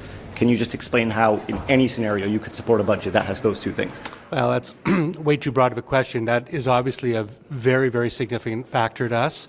I do note that those jobs are intended to be cut largely through attrition and retirement, 40,000 over 3 years. We think it's the wrong way to go, though. And that's a very important factor to us. On the other hand, the infrastructure spending, may create tens of thousands of unionized jobs as well. So we're going to have to balance these things out. We're going to have to study the budget. And, this is not an NDP budget. Okay? This is a Liberal budget. And this is what you get when you elect a Liberal government, is you get cuts to services and you get sacrifices that are to be made by working people, while the richest people in this country are left scot-free. And that's not an approach that we support. You talk about being pragmatic. For you personally, how does this budget compare to your expectations going in? Did it exceed your expectations? Did it fall short? It's too early to tell. I mean, I've come out of lockup an hour ago. It's funny, every time I say this budget's as thick as a phone book, I see half the people saying, what's a phone book? And I realize how old I am. But it really is a complex document with a lot of moving parts to it. So I haven't formed an expectation yet. That's something I want to do with our caucus tonight and tomorrow, and with Canadians in the days to follow, and we'll have an answer shortly. We're hearing some Conservative MPs might join the Liberal caucus. Chris D'Entremont is one of them, possibly. What message does that send, and would it be appropriate as a way to try to get a majority for the Carney government? Well, it sends a message that not all's well in the Conservative Party, I think. It shows that there are some cracks, I think, opening. I mean, I thought that Mr. Poilievre's comments a few weeks ago about calling the RCMP leadership despicable and actually inferring that his political opponents should be jailed were totally inappropriate, and frankly channeled Donald Trump, who has weaponized the judiciary and police forces of the United States against his political opponents. Totally inappropriate. So it doesn't surprise me that that has caused problems among some people in his caucus. And but I'll leave that to him to work out. Are you worried for your caucus? And your MPs can maybe cross the floor? I have nothing but the strongest admiration and faith for everyone in my caucus. So thanks very much, everyone. Thanks. So there you go, Kits and Cubs. More from him in that last little section. I have to commend Mr. Davies, because he is walking a very tight line here. And how would I put it? And the ball has been unceremoniously placed in his court. He has a lot of things to juggle. And approaching this with, we're going to try to be a rational party, and we're going to try and do the opposition job as it was intended. Right? We need some time. We need to think it over. We need to be, we can't have a reflexive answer. We need to reflect on it. We need to talk to people. There's some stuff here that makes us nervous, but there seems to be a push to create some good union jobs. That's something we support. So there's a little bit from column A, there's a little bit of column B. We're going to have to look at it all and see on balance where it is that we stand. Maybe there will be the opportunity to vote abstention, but we're not going to say we're going to whip it now because, we haven't made a decision. He's it's slippery, yes, and not 100% not 100% firm, yes, but it is clear the rationalizations are not far-fetched. It's all very responsible and cogent. It's not satisfactory for people who want instant gratification and want an instant yes or no now and hard answer and like more conflict, all three parties said that they were not going to do it. What are you going to do now? Bum, bum, bum type thing, right? That media likes to do. So they're really taking, they're playing the hand that they were dealt the best that they can here. And you know what? It was a tough line to walk. and he walked it while seeming reasonable, not far-fetched, staying in line with a little bit what we know to be true of the NDP. And then, of course, the final question. And these ones about Chris d'Entremont, I consider these when I say that he was asked a question that had nothing to do with the budget. Everybody was asked about Chris d'Entremont thing. I could still consider that a budget-related question. In this case, even though it doesn't have to do with the content of the budget. But when he was asked about the Alberta Teachers Association, that was the only question that was asked of the other three opposition leaders that didn't have anything to do with what happened with the budget or Chris d'Entremont on budget day. So yeah, again, all three leaders from those opposition parties, you can see the contrast in style right away with the Conservatives. Now, we didn't show you Mr. Blanchet, but again, attitudinally, in his tone, in his pacing, and everything, very similar to the other two. Didn't stand out in any particular way in that sense. Wasn't trying to draw attention to himself. Wasn't trying to make a scene. Any of that type of stuff. So just their reasonings, what they were looking for, matter of factly, plainly, yes or no, why they can, why they can't. Any of that. Not like Melissa Lantsman in that sort of interview there. Trying to take control and suggesting that, like this, gee, I hope we're going to talk about something other than Chris d'Entremont, like we have some very serious stuff. None of that sort of posturing and stuff going on from them. So yeah, overall, solid responses within the various lenses that each of these parties bring, coherent with their lenses. Nothing outlandish, no big claims here, right? Nobody came to the mic saying, Mark Carney's trying to enrich himself with all these projects and all this spending. Look how much is going to go to Brookfield and stuff like that. They came at it as a serious exercise. So the leaders of the three opposition parties, not the official opposition, but the other ones, I have to commend them for having taken this relatively seriously and for bringing up points that we actually can discuss and that have some anchoring in an observable reality. Okay, kids and cubs. Speaking of Chris d'Entremont, well, why don't we hear from him?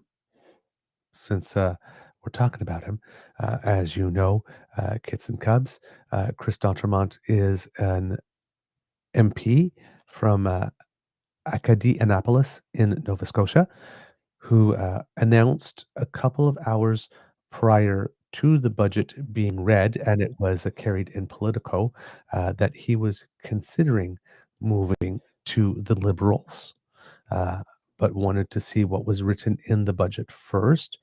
So again, a bit of a responsible take to it. And it wasn't done in the sense that we didn't just announce that he had already become part of the Liberals. It was the first he was considering. Then I guess he saw the budget, and then there was some debate as to whether or not he had resigned or had been fired. It has been made clear since that he had resigned, and that was confirmed in the interview with Melissa Lantsman. Sort of like, so I wanted to be very clear. We didn't push him out. We didn't push him out. No. So she wanted that to be clear, that he left on his own. So, okay. And then we knew that he wasn't going to step down as an MP, which was good. But there wasn't any sort of like, I'm going to sit as an independent, but there also wasn't, I'm joining the Liberals. That was up in the air for a little bit. And then later on in the day, we found out that he was indeed going to cross to the Liberals. So in that sense, on the day of, there were three moments in the day where that issue got pulled focus from what the Conservative response was going to be on the budget. So in terms of getting maximum impact for destroying whatever it is that the Conservatives had planned to do on that day, he really nailed it. He issued a statement, and here it says, today the Liberal Party issued the following statement. Sorry, not he issued a statement from the Liberal Party.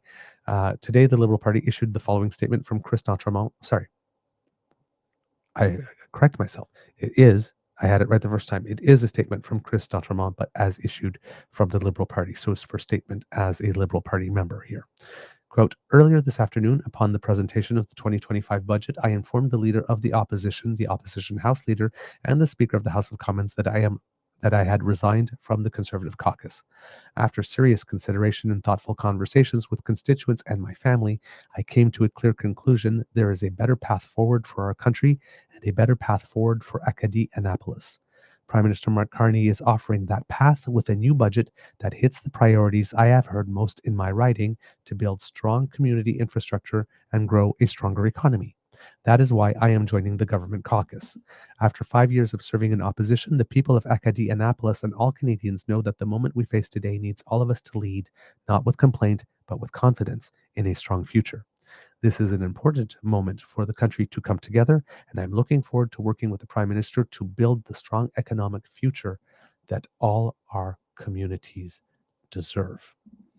And with that, kits and cubs, let's look at a press availability from Trump, his first one since crossing the floor. Making sure, yeah. Mr. D'Entremont, Mike Liquiteur with CTV News.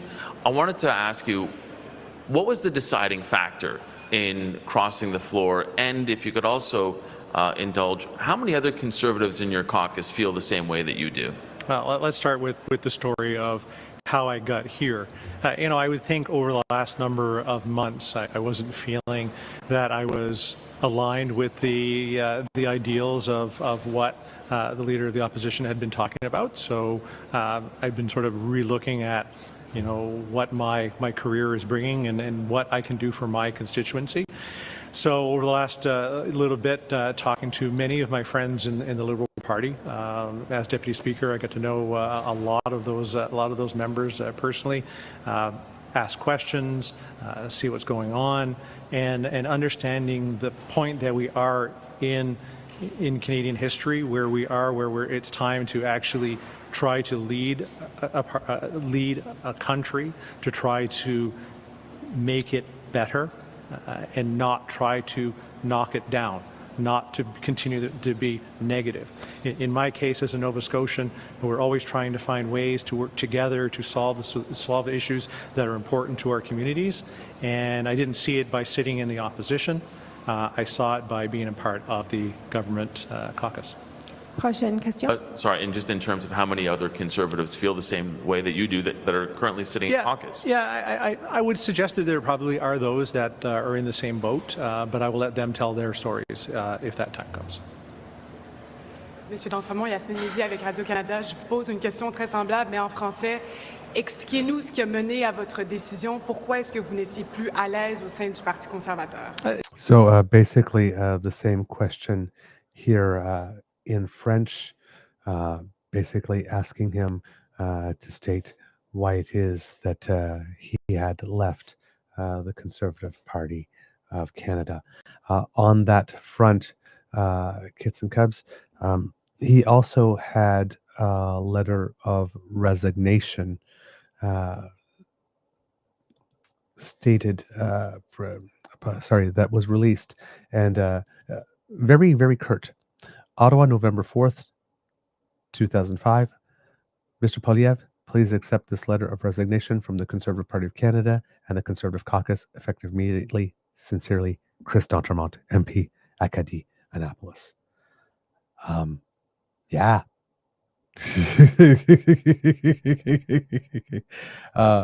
No reason why anything of the sort given. Just I'm resigning. That's it. Nothing more, nothing less. So yeah, we have some conservatives throughout the entire sort of 24/7 rage machine who are not happy about this. One of them, Jeff Ballingall, I think the Canada Proud founder or something of the sort, uh, said this is not going to go over well in Nova Scotia.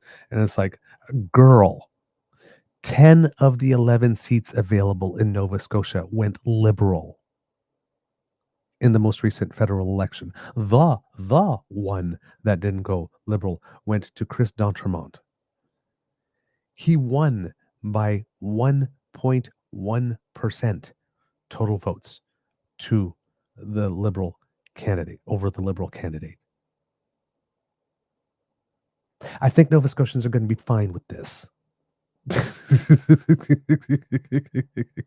And it's not like a mystery. It wasn't a mystery to anyone in Nova Scotia that Chris D'Entremont was more of a centrist conservative than a Polyev conservative. They knew who they were voting for.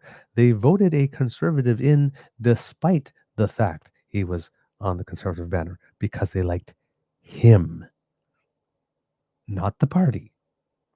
10 of the 11 seats went Liberal, and the only one that didn't by 1.1% in the vote. Come on, conservatives. Don't come and try and start pretending now that the people of Nova Scotia are going to be up in arms and breaking out into hives as a result of this. You barely won the seat. Nova Scotia went almost 100% Liberal in the last election. I think they will be fine. All right. Let's go back to Chris D'Entremont and let's see what else he has to say. Est-ce qu'il y en a plusieurs qui pensent prendre la même décision? Okay, so here, also asked in French about your colleagues. Are there many others that are looking at taking the same decision? I'm going to guess here that he's going to say in French again something similar, that he knows of them, but is not going to be willing to tell their names, and that it would be up to them to reveal themselves at the proper time if they so choose. Je pense qu'il y en a, mais je vais leur quitter l'opportunité de parler pour eux-mêmes. Est-ce qu'on vous a promis un ministère? No. And then basically asked point blank, were you promised a cabinet position? And you can see, no. He just answers a straight no. Next question, Nick. Hi, Mr. D'Entremont, Nick Murray from Canadian Press. I know you just spoke of Mr. Poilievre and the direction he was going, but I'm just wondering whether the Conservative leadership style perhaps pushed you out of caucus. Well, I think that's probably a part of it. I didn't find I was represented there. That my ideals of an Easterner, of a red Tory, I mean, quite honestly, of trying to find ways to find solutions and help your community rather than trying to oppose everything that's happening. And I think that's the opportunity that's being offered by Prime Minister Carney and the government caucus is to help find solutions at this critical time for Canada. I'm also wondering if you can maybe contextualize the decision to leave with regards to what happened with your push and your bid to become the Speaker. Some MPs have told me that you looked dejected the day that you had to remove your name from the floor, and of course, another one of the Conservative colleagues ended up being Deputy Speaker. I'm just wondering if you could speak a little bit to that, about how that impacted this decision. I mean, I think it was an awkward time. I was hopeful, as many people would be hopeful, but I did move on. The summer came, and we had a great summer of traveling around. It wasn't really in my mind. It's just looking at leadership styles and whether we're doing the right thing for Canada or we're doing the right thing for ourselves. I would rather be on the side of Canadians. All right. Did you hear that, Kits and Cubs? The ending of that. So, first of all, those two questions were stirring the pot questions. That journalist was looking for something. Not sure if he got it, but in the fullness of the answer. But if he was paying attention, he certainly got it at the end of the answer when Chris D'Entremont said, I wanted to be on the side of Canadians. The inference, therefore, being that he does not think that the Conservative Party of Canada is on the side of Canadians.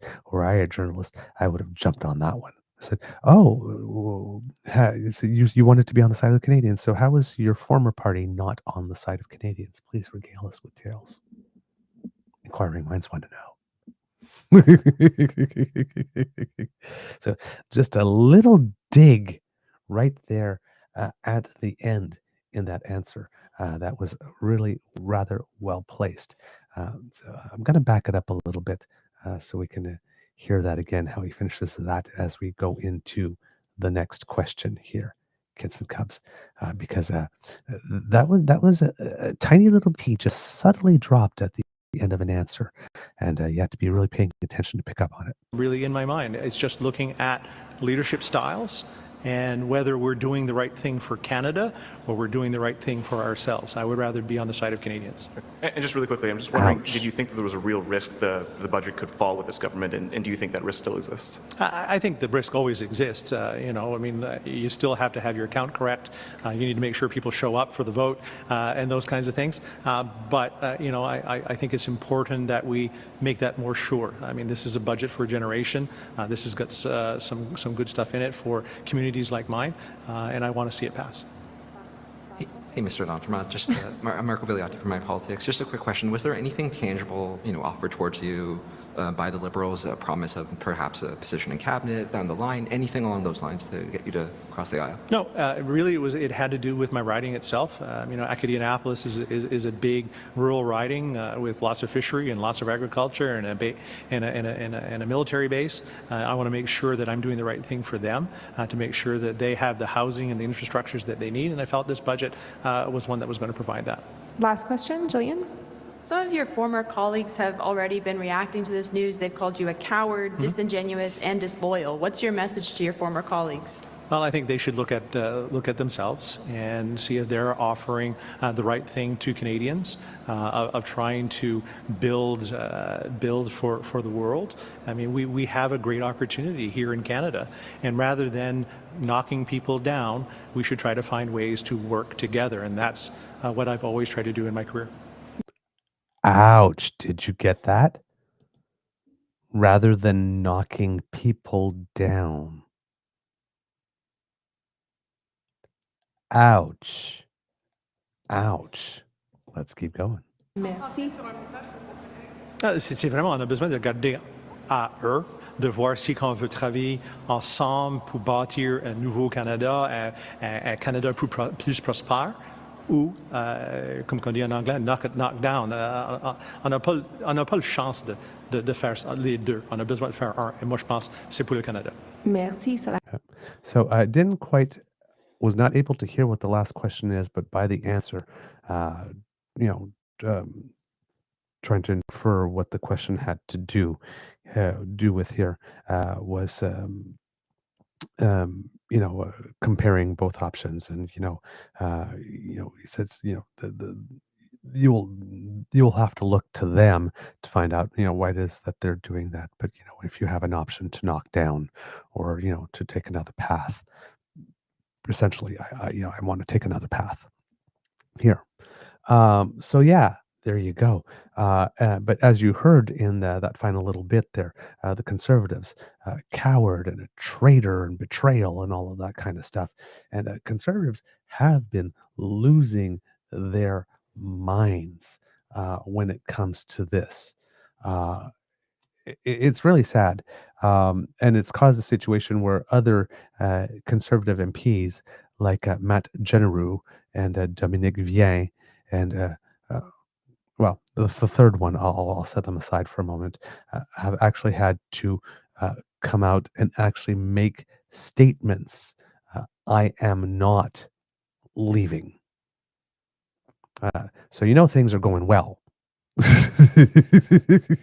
When MPs from your party have to come out and make declarative statements that they're not leaving. There was another one, Frank Caputo, that came in and said, I will never, never, never, never cross the floor, which is a really stupid thing, because as an MP, you should always reserve the right to decide that it might be in the best interest of your constituents to be represented to do your work under another banner if you discover that your leader or your party is not living up to its commitments rather than signing a blood oath to your party in the manner that Frank Caputo seems to indicate. But then again, Mr. Caputo, you didn't have to announce that you would not be leaving or crossing the floor, because for a crossing of the floor to happen, another party has to first want you. I think I think we know with confidence that you will not be crossing the floor, sir. You didn't have to announce that. Ouch. Beaver got talons. About some conservatives losing their mind. And yeah, we're going over the 2 hours today, kids and cubs.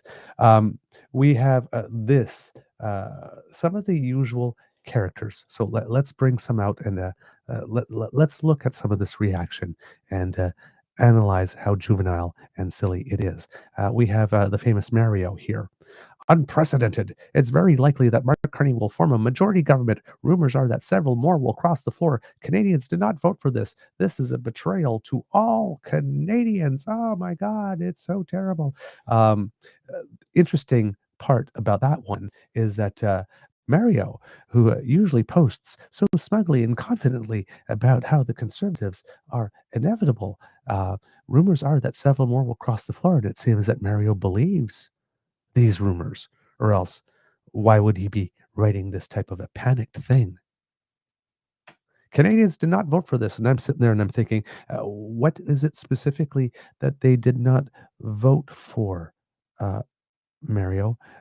Did they not vote for someone crossing the floor, as you claim, or did they not vote for the leader of a party who is so out of touch and self-centered and narcissistic that they are willing to make irresponsible comments about the RCMP and behave in other manners such that he would lose the confidence of some of his own members?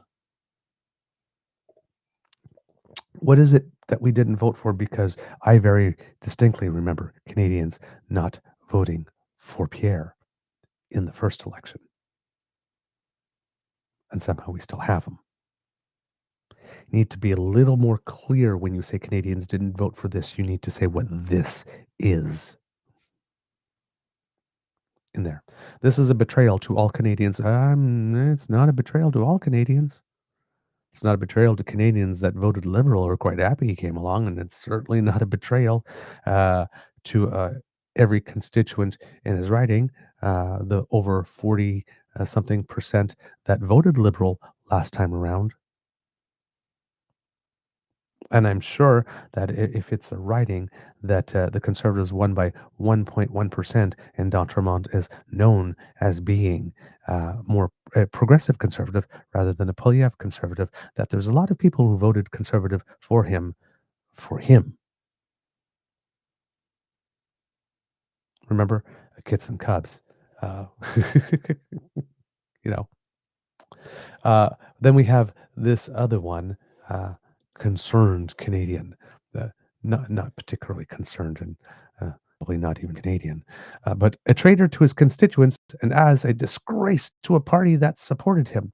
Really, a party that supported him, worked as deputy speaker, did a fantastic job, but because he didn't pass the PP purity test because he was a moderate conservative, was not put forward by his party to do a job he was doing well.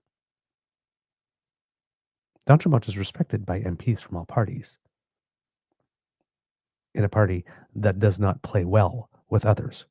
Again, as we mentioned yesterday, ask Mr. Arreyes, or as I was reminded yesterday, ask about Karen Vecchio. Remember her? The lady who was chairing the Status of Women Committee for a long time that suddenly got pulled from it because she too supported someone that was not put up for leadership and is now in Parliament because she was basically run out of her party. She didn't even run in the last election. Or how about Caroline Meehan or Sabrina Maddow, who were looking to run for the Conservatives, but were eliminated because I guess their views on abortion were a little too liberal. for Pierre. There's a purity test, and the Conservative Party members who are not pure enough get punished. D'Entremont got punished. His name was not put up for Speaker because he didn't kiss Pierre's boots enough. And you got guy going, a disgrace to a party that supported him. Don't know what channel you were watching. Then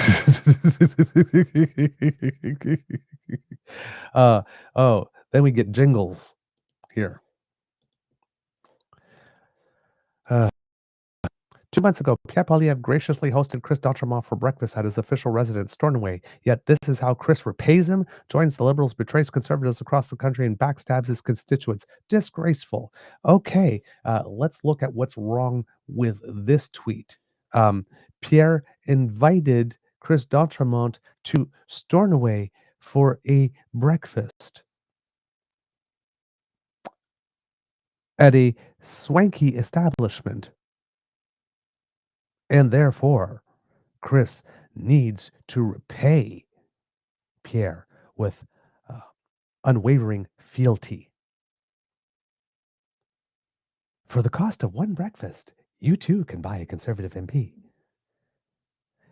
That is not graciously hosting, that is establishing a quid pro quo.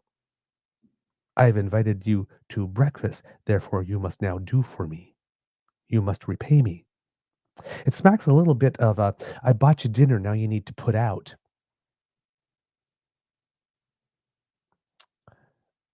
When it comes to a MGTOW party, yeah, that tracks, doesn't it, as an attitude? Mr. Jingles. Yeah, not the flex you thought it was. And then when you consider that swanky breakfast in a swanky location, that Pierre invited D'Entremont to a breakfast for which D'Entremont should have signed his loyalty to Pierre away in blood, was a breakfast hosted at an establishment that is entirely funded by taxpayers, that would have been cooked by a chef that is funded by taxpayers, with food that would have been shopped for by a shopper that was funded by taxpayers, and the food would have been paid for by taxpayers. So I'm not sure what gracious thing Pierre did, because it literally cost him nothing. Jingles. But D'Entremont owed him. Yeah, not the deepest thinking. Not the deepest thinking going on in conservative circles here. And let's see, what is the last that we have here? Brian Brigitte. I maintain my strongly held belief that you should lose your seat if you join another party, and a by-election should be called. MP should be allowed to become independent, but nothing else. It's absurd. Yes, indeed. Oh my God, yes. Somebody crosses the floor, that must generate a by-election. Now, of course, the irony here is that we had an election and your leader didn't get his seat. So then we all had to make a $2 million donation so that he can get a do-over. And now for the last week and a half, conservatives have been talking about, oh my God, the Liberals are trying to provoke an election with another costly election with their very costly budget. And now that the budget has been tabled and Chris D'Entremont's crossed the floor, oh, we need to have another by-election. Let's spend another $2 million because we don't like the fact that he crossed it. We don't like the fact that he took away our conservative seat. Let me remind you, sir, that it is called the House of Commons, not the House of Parties. The seat belongs to the people, not the party. And the people chose Chris D'Entremont, candidate, to fill that seat, not the Conservative Party of Canada to fill that seat. And yes, I know that the way that our elections are organized is such that we all just look to the leaders, and we look at if we like the leader, then we vote the party color associated with the leader in our riding. And a lot of people don't take a look at their local MP, and whether or not they're a good constituency MP. I know a lot of people vote that way, but legally, on the ballot, you vote for the person. And an MP, as an MP, is allowed to determine somewhere along the way that his constituents' best interests could be served better in another way, sometimes under another banner. And the people get to vote on it again at the following election. If they approve of what it is that he did, then he will get reelected. And if they disapprove, he will not. A party cannot fire an MP. They can kick them out of caucus, they can kick them out of cabinet, but they can't take his seat away or her seat away. They either sit as an independent or they cross the floor. And if crossing the floor was a betrayal to the Canadians and a betrayal to Parliament, as Lisa MacLeod tried to present it to us, the rules of Parliament would not expressly allow for it to happen. It's not a betrayal. It's not treason. It's something that is allowed and provided for. Does it come with consequences? Yes.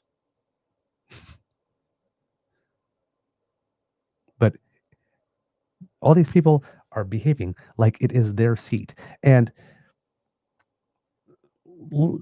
the thing is that this is always of convenience, right? Because back, I think it was in 2000, can't remember when it was. Was it 2018? I think it is.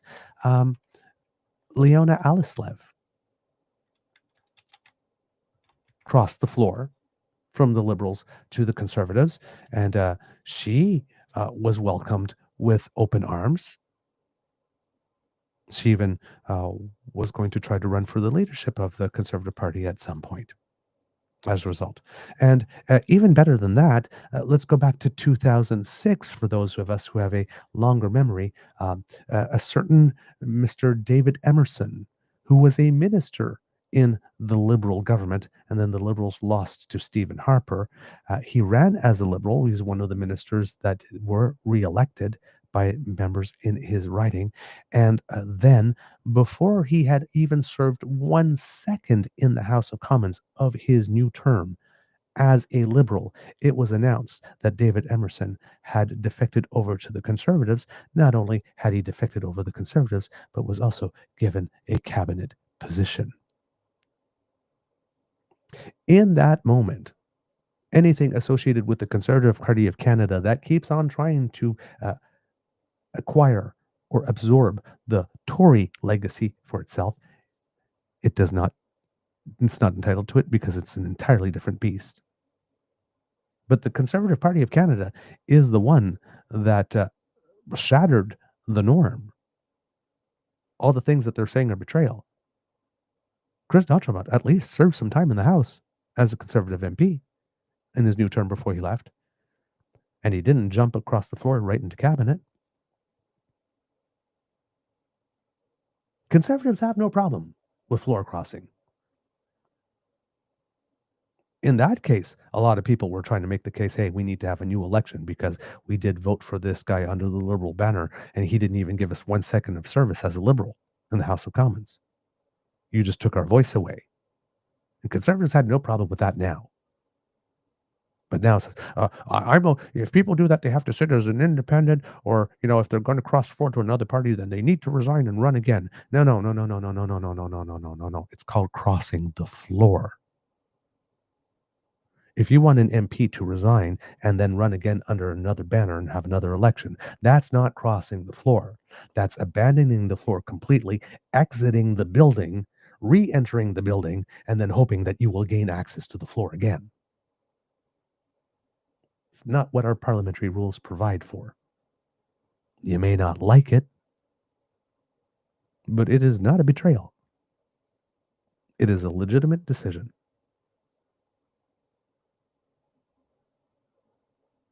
And that gets voted on at some point when the next election comes along. The constituents either stood for it or they didn't, but they vote for the person, not the party.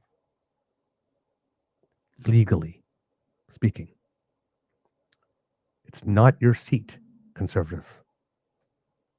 It is the people's seat, House of Commons, not House of Parties. Conservatives need to learn a little humility here. We won it. It's our seat. No. It's our seat. We lent it to you. You get to occupy it now. Until such time as we, or the person that we elected to represent our best interests, determine that our best interests are no longer best represented by being under your banner. That's the way it's always worked. Don't come crying now. You were perfectly happy with it when it bounced your way. Don't come crying now. We got nothing for you. Sorry. No sympathy. Not for me on that one. All right. So yeah. And then the interesting part here is that they are trashing this guy, right? And my thing when I'm watching them trash this guy is, how would you put it? Well, here, let me show you this clip here, kids and cubs. I thought there were going to be some commercials before it that had to do it, but no, there isn't. Let me show you this clip, kids and cubs. For those who are listening, you might want to adjust your volume because there is going to be some applause and stuff, and it might pop out relatively loud. So just giving you a pre-warning for that. But this is Chris D'Entremont as he was greeted when he was coming in to caucus for the first time with the Liberals. MP Chris D'Entremont started the week as a Conservative, but he'll be ending it as a Liberal, and he may not be the only one. The Liberals now hold 170 seats out of 343. That's too short of a majority. The momentum does seem to be right now with the Liberals, and certainly lots of pressure on the Conservatives in a way they didn't anticipate. So that was Chris D'Entremont's first Liberal caucus, and he was met by cheers and backslaps. But this morning he also met with cheers and backslaps. Conservatives are sharing stills from him walking to the caucus meeting to applause and hugs and whatnot, and trying to make that look bad. And I'm sitting here and I'm thinking, do you not realize that sharing images and video of Chris D'Entremont being more appreciated and accepted by those with whom he is now than he ever was when he was with you? Do you not think that doing that is kind of illustrating his point? Especially as you call him a coward and a traitor as you share those images.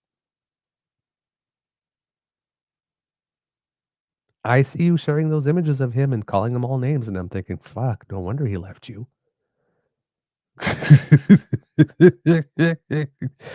It's not the flex you think it is. It's not the flex y'all think it is. Y'all need to calm down. Conservatives, come to the camera. Y'all need to take a look inward. A guy that is pretty much liked, universally respected, left your party, and you respond by having a full public meltdown, putting on display all the reasons why it is he left. making his case for him. Perhaps, counterproposal, since I like to be helpful, you might want to use this opportunity to take a little look inward. Now, I know introspection is not your thing, conservatives. I know it. I know it. I know I'm asking a lot of you. But maybe, just maybe, I want to take a little moment, look in the mirror, and see what it is you're giving off. Is there maybe an odor coming from your ranks? Is there a rank? Is there a little bit of rank coming from your ranks? You might want to ask yourself, is there anything that you could do better? Especially if you're as panicked as Mario is about other people maybe leaving. Is there anything that you could do better? Rather than just blaming it on the other guy. Everybody else is a coward and a traitor. You guys are all fine though, right? Because people normally run away from your party on budget day because everything is perfect with you, right? Maybe a little less pressing on that red meat outrage button and a little more internal work. Because Chris D'Entremont was basically saying, no, you're right. It's not me. It is you. Here. You have some work to do. You have some work to do, conservatives. You're not a long-term bet. And you're not a group of people with whom we'd like to attach ourselves for the long haul. Kind of high maintenance as well. Just saying. All right. Let's see what else we have for you today. Like I said, we're talking about rebukes, and there is a lot going on in the world here. So we have the opposition parties rebuking the budget a little bit. We have Chris D'Entremont rebuking his party. We have his former party members rebuking him. And, well, we had an election on the 3rd in the territory of Yukon. And it seems that in Yukon, well, there was a rebuke of the government of the day, kits and cups. And it would seem that the Yukon party, which is more of a conservative party, did win the election here. So according to Yukon News, because we like the Yukon News, good publication here, during this Yukon Party leader Curry Dixon thanks his team, including the volunteers, campaign managers, and door knockers, as well as his family who joined him on stage. Dixon said the results show Yukoners sought a change to address issues from housing to healthcare and infrastructure. We have stayed positive and we have stayed focused, he said. We focused on our team, on our vision, and Yukoners rewarded us for that. Following his speech, Dixon told reporters he's eager to get to work. So there you go. And let's see what else. Oh, this was a timeline thing, and it's going backwards here. So yes, it was around yes, CBC called the 2025 Yukon election win for Yukon Party, who are expected to form a majority government here. About a half hour before that, they were up in 13 of 21 electoral districts, some of them by a very safe margin, and the NDP had the lead in 7 ridings. So I'm going to guess here, because I haven't seen the full count here. I'm going to guess it ended 13 for the Yukon Party, 7 for the New Democrats, and either 1 for the Liberals or an independent, maybe a Green. But I will get to better results there. Here it says here, with the math favoring a Yukon Party majority government, NDP leader Kate White is making a concession speech that also promises an NDP voice in the legislature. She said during the concession speech, "What an incredible night. So tonight we made history across the territory, from Dawson to Watson Lake, Old Crow to Carcross to the heart of Whitehorse. More Yukoners than ever heard what we had to say. We saw growth in communities right across the Yukon, and we're sending incredible NDP voices into the assembly." Earlier in the evening, Premier and Yukon Liberal leader Mike Pemberton conceded, having finished 3rd in his attempt to secure the MLA seat for Whitehorse West. So the leader did not even secure his seat here. Quote, "We've seen nights like this before, but this party remains committed to the Yukon. This is a moment that we regroup, we listen more, and we rebuild." According to the unofficial count, the Liberals' only seat will be Vuntut Gwich'in, taken by Deborah Lee Retty with 52 votes. Next in the far north riding is Up next in the far north riding is NDP incumbent Annie Blake with 45 votes, and then Sandra Charlie of the Yukon Party with 35. So let's see what else that we have here with regard to that. Oh, interesting move here. Yukon's incoming premier may have campaigned on a message of change, but when it comes to the territory's voting system, Curry Dixon said he's happy to keep things just the way they are. That's despite the results of a plebiscite on Monday that saw a majority of voters say yes to electoral reform. The plebiscite held concurrently with the territorial election asked voters whether they favored changing from the current first-past-the-post system to one that uses ranked ballots. A little over half the territory's 35,966 registered electors cast a ballot in the plebiscite, and of those who voted, 56.1%, 10,186 people said yes to electoral reform, while 43.9% said no, according to unofficial results from Elections Yukon. And I think this may be the first time in Canadian history that a vote, plebiscite, or referendum on any form of electoral reform passed. And I will note that it was for ranked ballots, not proportional representation. Voters were most likely to support the change if they lived in Whitehorse. The plebiscite also saw a greater proportion of yes votes in ridings that also elected NDP MLAs on Monday. So we basically have the new premier saying that thank you for the mandate, and I heard that you voted in a plebiscite that is indeed non-binding, and as my first act as a premier, even though you have all told me collectively what it is that you'd like, I'm going to say no to you. So we're off to a great start in Yukon. Welcome to a conservative government.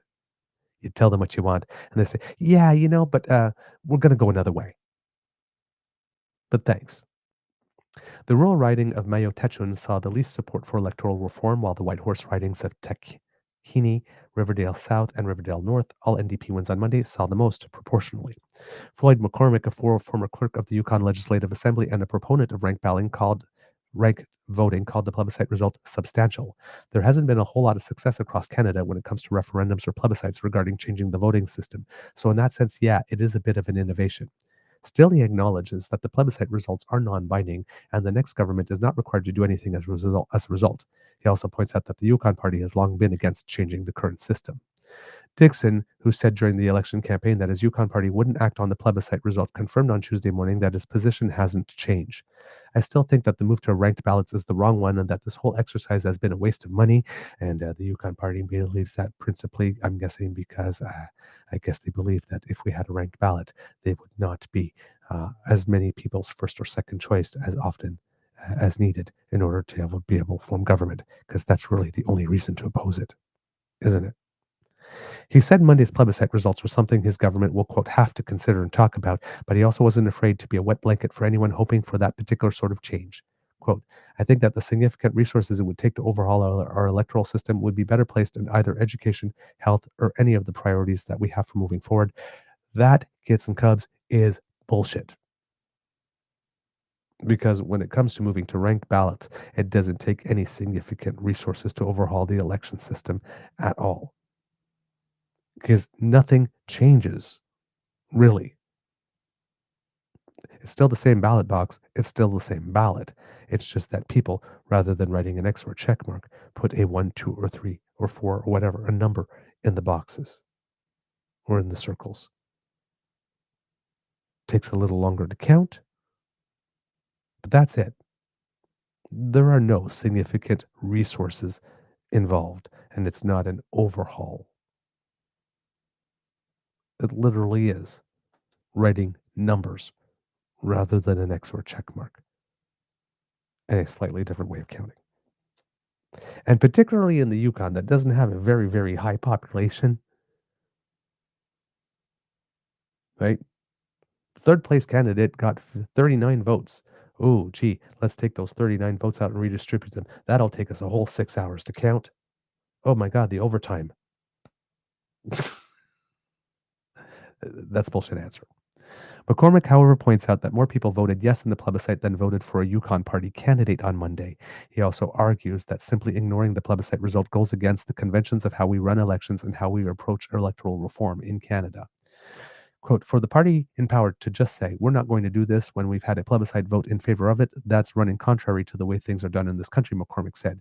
He says it will now be up to advocates like himself to continue pushing for electoral reform in the hope that the new government might change its mind. Quote, it will be a challenge, he said.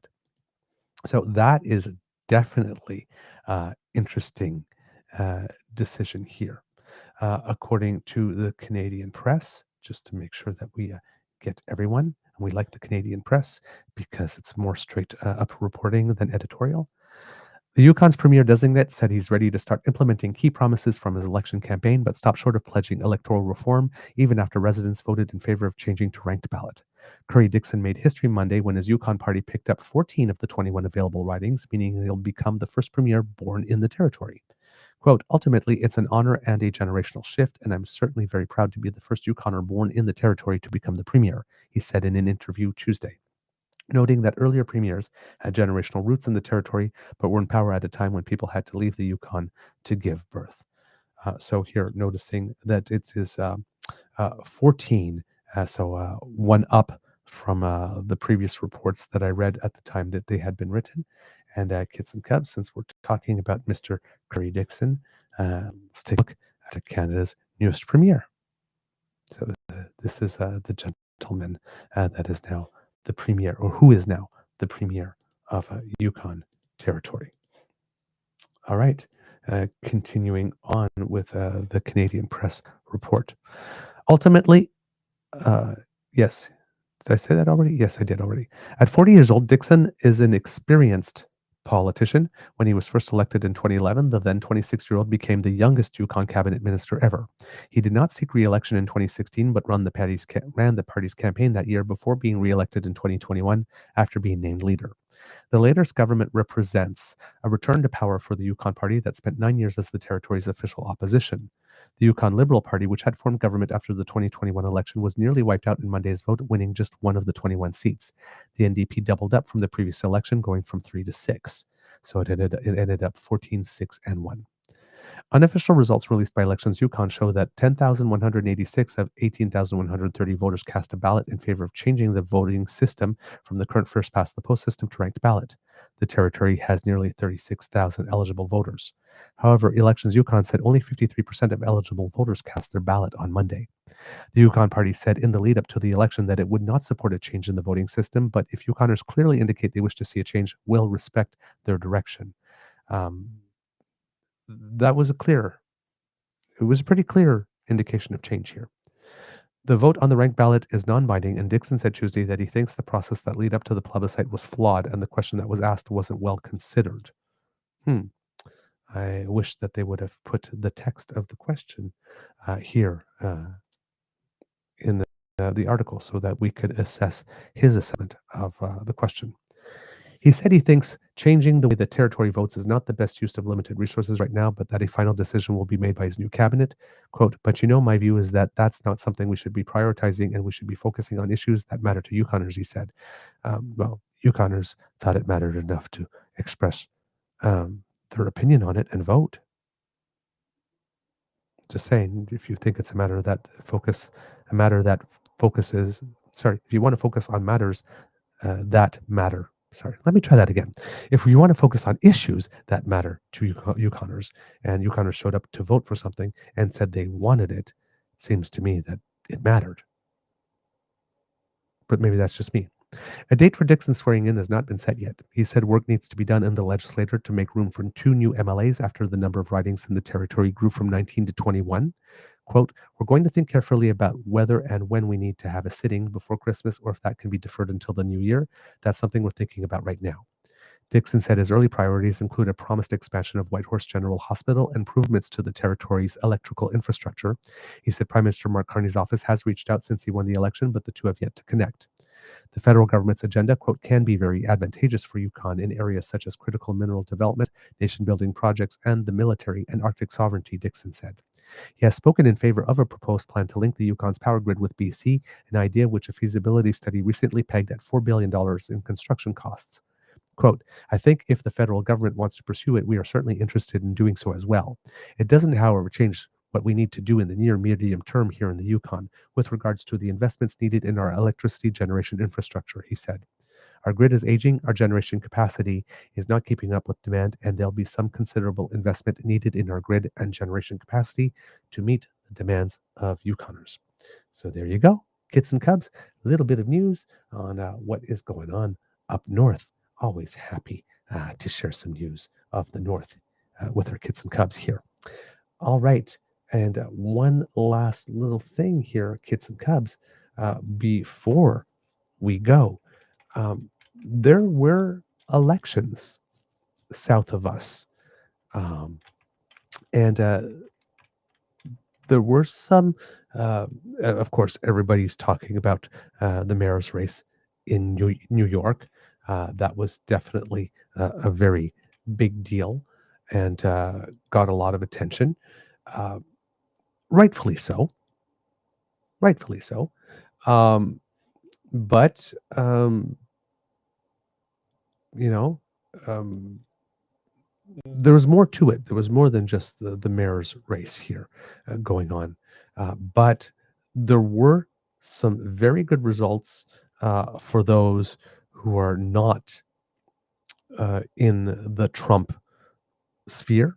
And for those who would like to see the end of Trump, there is definitely some good news all around. For the mayor's race, I think it took only about 20 minutes for the decision desk to announce that the victory went to Mandami, I believe his name is. I want to make sure. Let me make sure I'm pronouncing that right, because sometimes you go to different places and it's not necessarily spelled as well. Yes, Mamdani. There we go. I wanted to make sure that I had it right.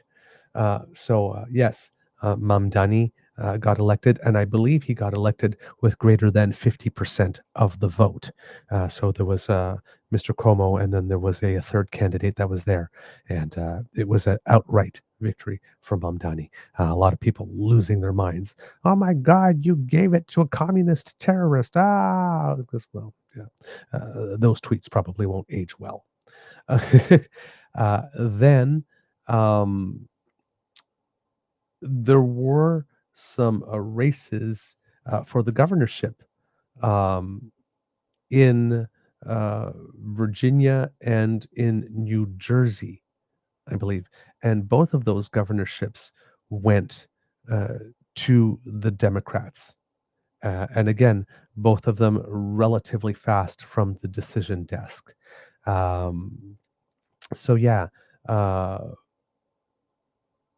But basically, in Virginia, the trifecta, lieutenant governor, attorney general, and governor, all of it seemed to have flipped.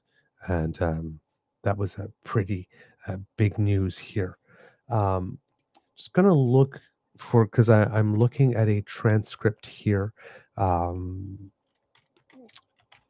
because from a source that usually has more detail.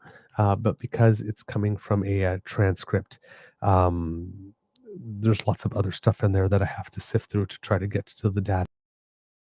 It makes for a little bit of an odd reading here. With regard to Zoran Mamdani, who voted the New York mayoral election, by the time 91% of the votes had been counted late on Tuesday night, Mamdani, who stood as the candidate for the Democratic Party, had won more than 1 million votes in the mayoral race, compared with about 850,000 votes for Andrew Cuomo, standing in as an independent. Democrats also won gubernatorial races in New Jersey and Virginia on the same day, and California's allowed the state's Democratic lawmakers to redraw the congressional map. That's Proposition 50. If a lot of people heard about that, Donald Trump was asking Texas to gerrymander seats for the next election so that the Republicans can maintain their majority in the House because they already know they're so unpopular that they're probably going to lose it. And that prompted reactions from other states to do the same thing, to recapture those seats in their own to try to negate what Trump was doing. And Gavin Newsom, the governor of California, drew up a map, but unlike Trump, rather than impose it, put it to a vote in a plebiscite.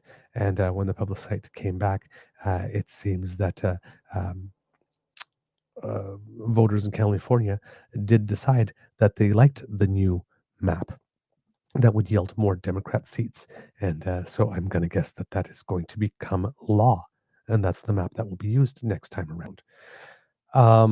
According to NBC's exit poll on Tuesday, 55% of voters in New Jersey, 56% of voters in Virginia, and 69% of voters in New York City, and 63% of voters in California said they disapproved of Trump.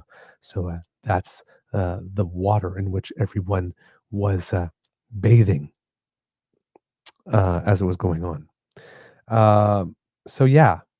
With 91% of the vote counted, 50.4% of the vote was going to Mamdani in New York, with 41.6 going to Cuomo, and who is running as an independent because the Republicans picked someone named Curtis Sliwa and had just 7.1% vote at the time. In the gubernatorial race for New Jersey, Democrat Mikey Sherrill was ahead with 56.2% of the vote share by the time 95% of the ballots had been counted. Republican Jack Ciattarelli had received 43.2%, and Sherrill would take over from outgoing Democratic Governor Phil Murphy. So that's a seat that would remain in Democratic hands. In Virginia, Democrat Abigail Spanberger had won 57.5% of the vote share by the time 97% of the votes had been counted. Republican Earl Sears had received 42.3%. Virginia also elected Democrat Ghazala Hashimi as lieutenant governor and Democrat Jay Jones as attorney general. While some of the winning Democrats, including Mamdani, represented the party's more progressive wing, Virginia's race was won by Spanberger, a moderate. Then there were other votes. There were mayoral races in Cincinnati, Atlanta, Detroit, and Pittsburgh, as well as for the Pennsylvania Supreme Court. In Cincinnati and Atlanta, Democratic incumbents Aftab Puraval and Andre Dickens won their races. In Detroit, Democrat Mary Sheffield won, becoming the first woman to lead the city. Democrat Cory O'Connor won the race for Pittsburgh mayor. Pennsylvania voters also voted to retain liberal Supreme Court Justices David Wecht, Christine Donahue, and Kevin Dougherty. And it seems that the Democrat margin on the Supreme Court increased by 1 overnight. And Pennsylvania, you have to know, is a very important state because it's one of those swing states, and it's a state where the Republicans like to gerrymander or try to gerrymander and do play fast and loose with electoral law. But the Supreme Court there is going to be predominantly Democratic for quite a while, and that is going to definitely put a pin in that balloon, pop, to not allow that to happen as much anymore. Great results. It seems to have been a complete sweep for Democrats throughout all of that. With regard to California, Californians voted on an amendment which will allow the Democratic-controlled state legislature, led by Governor Gavin Newsom, to implement new congressional district maps starting with the 2026 elections.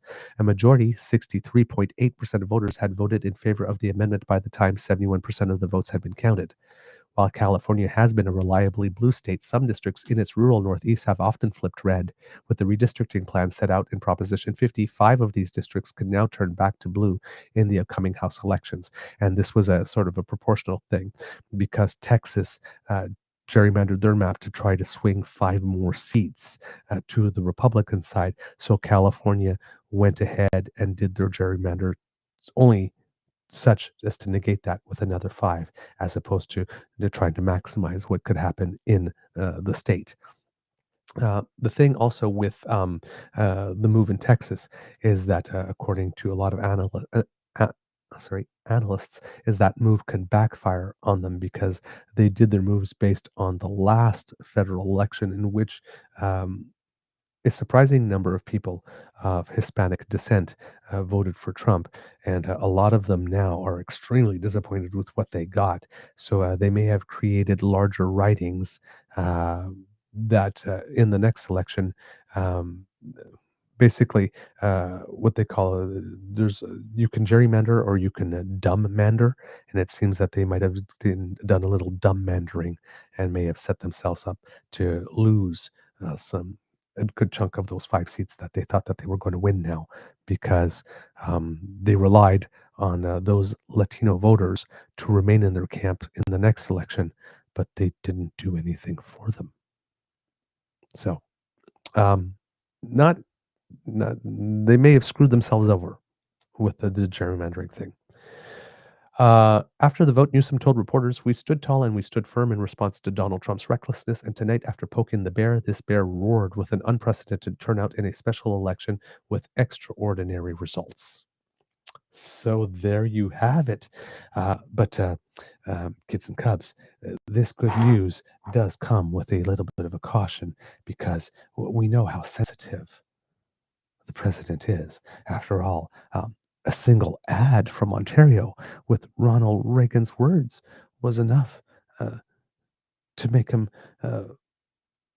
fall down and get so upset that he called off trade talks with Canada, a country with which, if you cannot reach a trade deal, you can't reach one with anyone, really. And, threaten us with more tariffs. So, world community, Trump just got severely rebuked and very much embarrassed. So, I'm starting a pool. When do you think Mr. Trump is going to announce the next round of tariffs? And will we, his favorite punching bag, get them again? Trumpism lost in the elections. Get ready for more tariffs, Canada. IQ 47 might be in a bad mood this week. Oh, God. What a loser. Seriously. Anyway, kids and cubs, I have yammered on long enough today, but we had lots of news today about pushback. Mr. Grizzly had said that this would be the year of the pushback. Seems like we're getting it in the States, even here in Canada. I can't say I'm disappointed. I've been waiting for this. Hopefully, this new trend is our friend. But for now, that's the end of our show. We hope that you love listening to us, because we love making this for you. Remember, sharing is caring, and word of mouth is priceless. So please, please, please, please, please tell your friends and family, tell your peeps and poops all about us. We really appreciate it if you do. And especially when you include a little bit of yourself in there, saying why it is it resonated with you or why it is that you were sharing it. That would be absolutely fantastic. Now, kids and cubs, if you would like for us to help you, because you know what? You might be a busy beaver or busy cub on the go, and you might not have time to watch the Daily Beaver Morning Show live with the DAMFAM. Well, have we got a deal for you? Thanks to the Ray Girl, who has sponsored our pod page. You can go to podpage.com/the truenortheagerbeaver and click on subscribe, or you can click that QR code. And when you go there, when we have something fresh off the podcast bandwidth, it goes directly to your feed and waits for you to pick it up. It's so lightweight, and take us with you. Pop us in your ears. Go take on the day and remain informed. It's a win-win. Now, kids and cubs, if you would like to help us, well, hey, we could use your help. One of the ways you could do that is to go to the True North Eager Beaver Media Incorporated YouTube page. Boom, right there. That QR code that appeared will bring you there. I'll leave the pod page one up too there for a bit. I took it down a little too hastily. You can go there, kids and cubs, and click on our buttons. Smash with our buttons, like, share, and subscribe. Give them a little tickle. It makes us happy when you do. And when we see our numbers go up, well, that also makes us happy. Plus, it helps us with the algorithm. So thanks for that. And if you would like to help us in other ways, kids and cubs, we do incur some costs to bring the show to you. And we would be very grateful for an enthusiastic expression of encouragement on your part for us to do more in the form of a tip. We shake it for tips, yeah, we shake it for tips. Get a little shoulder action in there. So there, if you would like more dancing, more beaver dancing, send money. You could do that to, let's put up the QR code that will bring you to our coffee page, first of all. There you go. And you can find the emergency hydration fund there. Coffee, ko-fi.com slash the true. No. That's wrong. Coffee, ko-fi.com slash eager beaver, all in one word. That is where you go to make a donation. And Kits and Cubs, if you are buying Canadian, then you go to truenortheagerbeaver@gmail.com. That's our email address. And you can do a direct bank transfer there. Keeps your transaction 100% Canadian. No U.S.A. tech bros get a cut of your money. And we get 100% of your donation, which means that your Beaver Lodge Emergency Hydration Fund donation buys even more hot chocolate than it would otherwise. Mm. And the moist beaver is a happy beaver, and a chocolate beaver who gets to maintain their levels is also a very happy beaver. So send money. Need hot chocolate in the cup.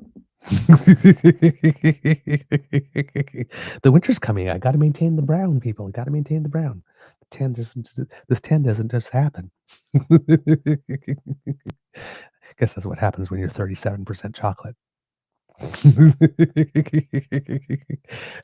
But all joking aside, Kits and Cubs, we appreciate all of your support. It means the world to us, and we are grateful to have you, because without you, like I said, we'd just be two schmoes talking to a camera. So thank you for being a wonderful and lovely and often generous audience. We're very grateful for you. Kits and Cubs, because democracy is something that you do, hey, we have some petitions for you to sign. We have a House of Commons petition E-6821, which seeks Kits and Cubs to put some constraints on media ownership so that Canadian news, like the Daily Beaver Morning Show, could be made by Canadians, us, for Canadians, you. We're not excluding our American friends and friends from all around the world. We are very happy that you're here. But by Canadians, for Canadians, this in the best interests of Canadians. So if that's something that you support, and I guess you do by virtue of the fact that you support this show, well, House of Commons petitions E-68281 seeks to do that too. We are now at 5,300 signatures, so it is growing, and that's nice to see. Let's see if we can boost that up a little bit here, Kits and Cubs. So I'm going to put a link to that in the chat for you. Please put your signature on that. We are very, very grateful for all of your participation with that. And of course, we are also talking about, as always, House of Commons petition E-6689, if I remember correctly, is the name and number of it. And that one is to make it such that our politicians can suffer some type of sanction when they are not being honest with us, when they are deliberately practicing misinformation in order to get us to adhere to their causes. And we do not need that. So Kits and Cubs, if anybody in the DAMFAM has that one nearby, I'm having trouble having that one come out. Sometimes the House of Commons petition sites are down a little bit for updates. But if someone could put that one in the chat, I would be very grateful as well. All right. So that's because democracy is something that you do. Words of wisdom, Kits and Cubs. I'm going to see, if it's as lovely day where you are as it is here, the sun is brightly shining and it's a beautiful blue sky. I'm going to guess it might be a little crisp weather-wise, but that's perfect. I like that. Go out outside today and have some fun. Take a walk if there's still some fall colors to enjoy where it is that you are. Have a little moment with nature. If you have a garden and you're winding it down for the season and to prepare it for the next season. Just put your hands in the dirt a little bit, or go take a walk, breathe some fresh air, commune with nature in any way that you can, and that should be good for the soul, especially this week. All right, kits and cubs, that's all we have, right? Yeah. So I guess it could be a tough world out there. Please be kind to and gentle with yourself. At the count of 3, kits and cubs, may I please have you say, Mr. Beaver, please cue the cock. On 1, 2, 3. Ooh, yes, yes, yes, yes, yes. Absolutely no rebukes here. Nothing, nothing but love and melodious requests. And therefore, as your queen, I live to serve. You are listening to a True North Eager Beaver Media Incorporated podcast. The True North Eager Beaver podcasts are proudly brought to you by our founding sponsors, the Misfit Mysteries from Corvid Moon Publishing, your source for science fiction, fantasy, and cozy mysteries featuring a broad diversity of characters, CanadianTarot.com, their uniquely Canadian online eclectic tarot community, and the Peppermaster, hot pepper sauces made from farm-fresh ingredients to thrill your taste buds and expand your mind. We are grateful to the Crier Media Network for its support, Pete Jarvis for our artwork, and Paul Joseph Something for our opening and closing sequence music.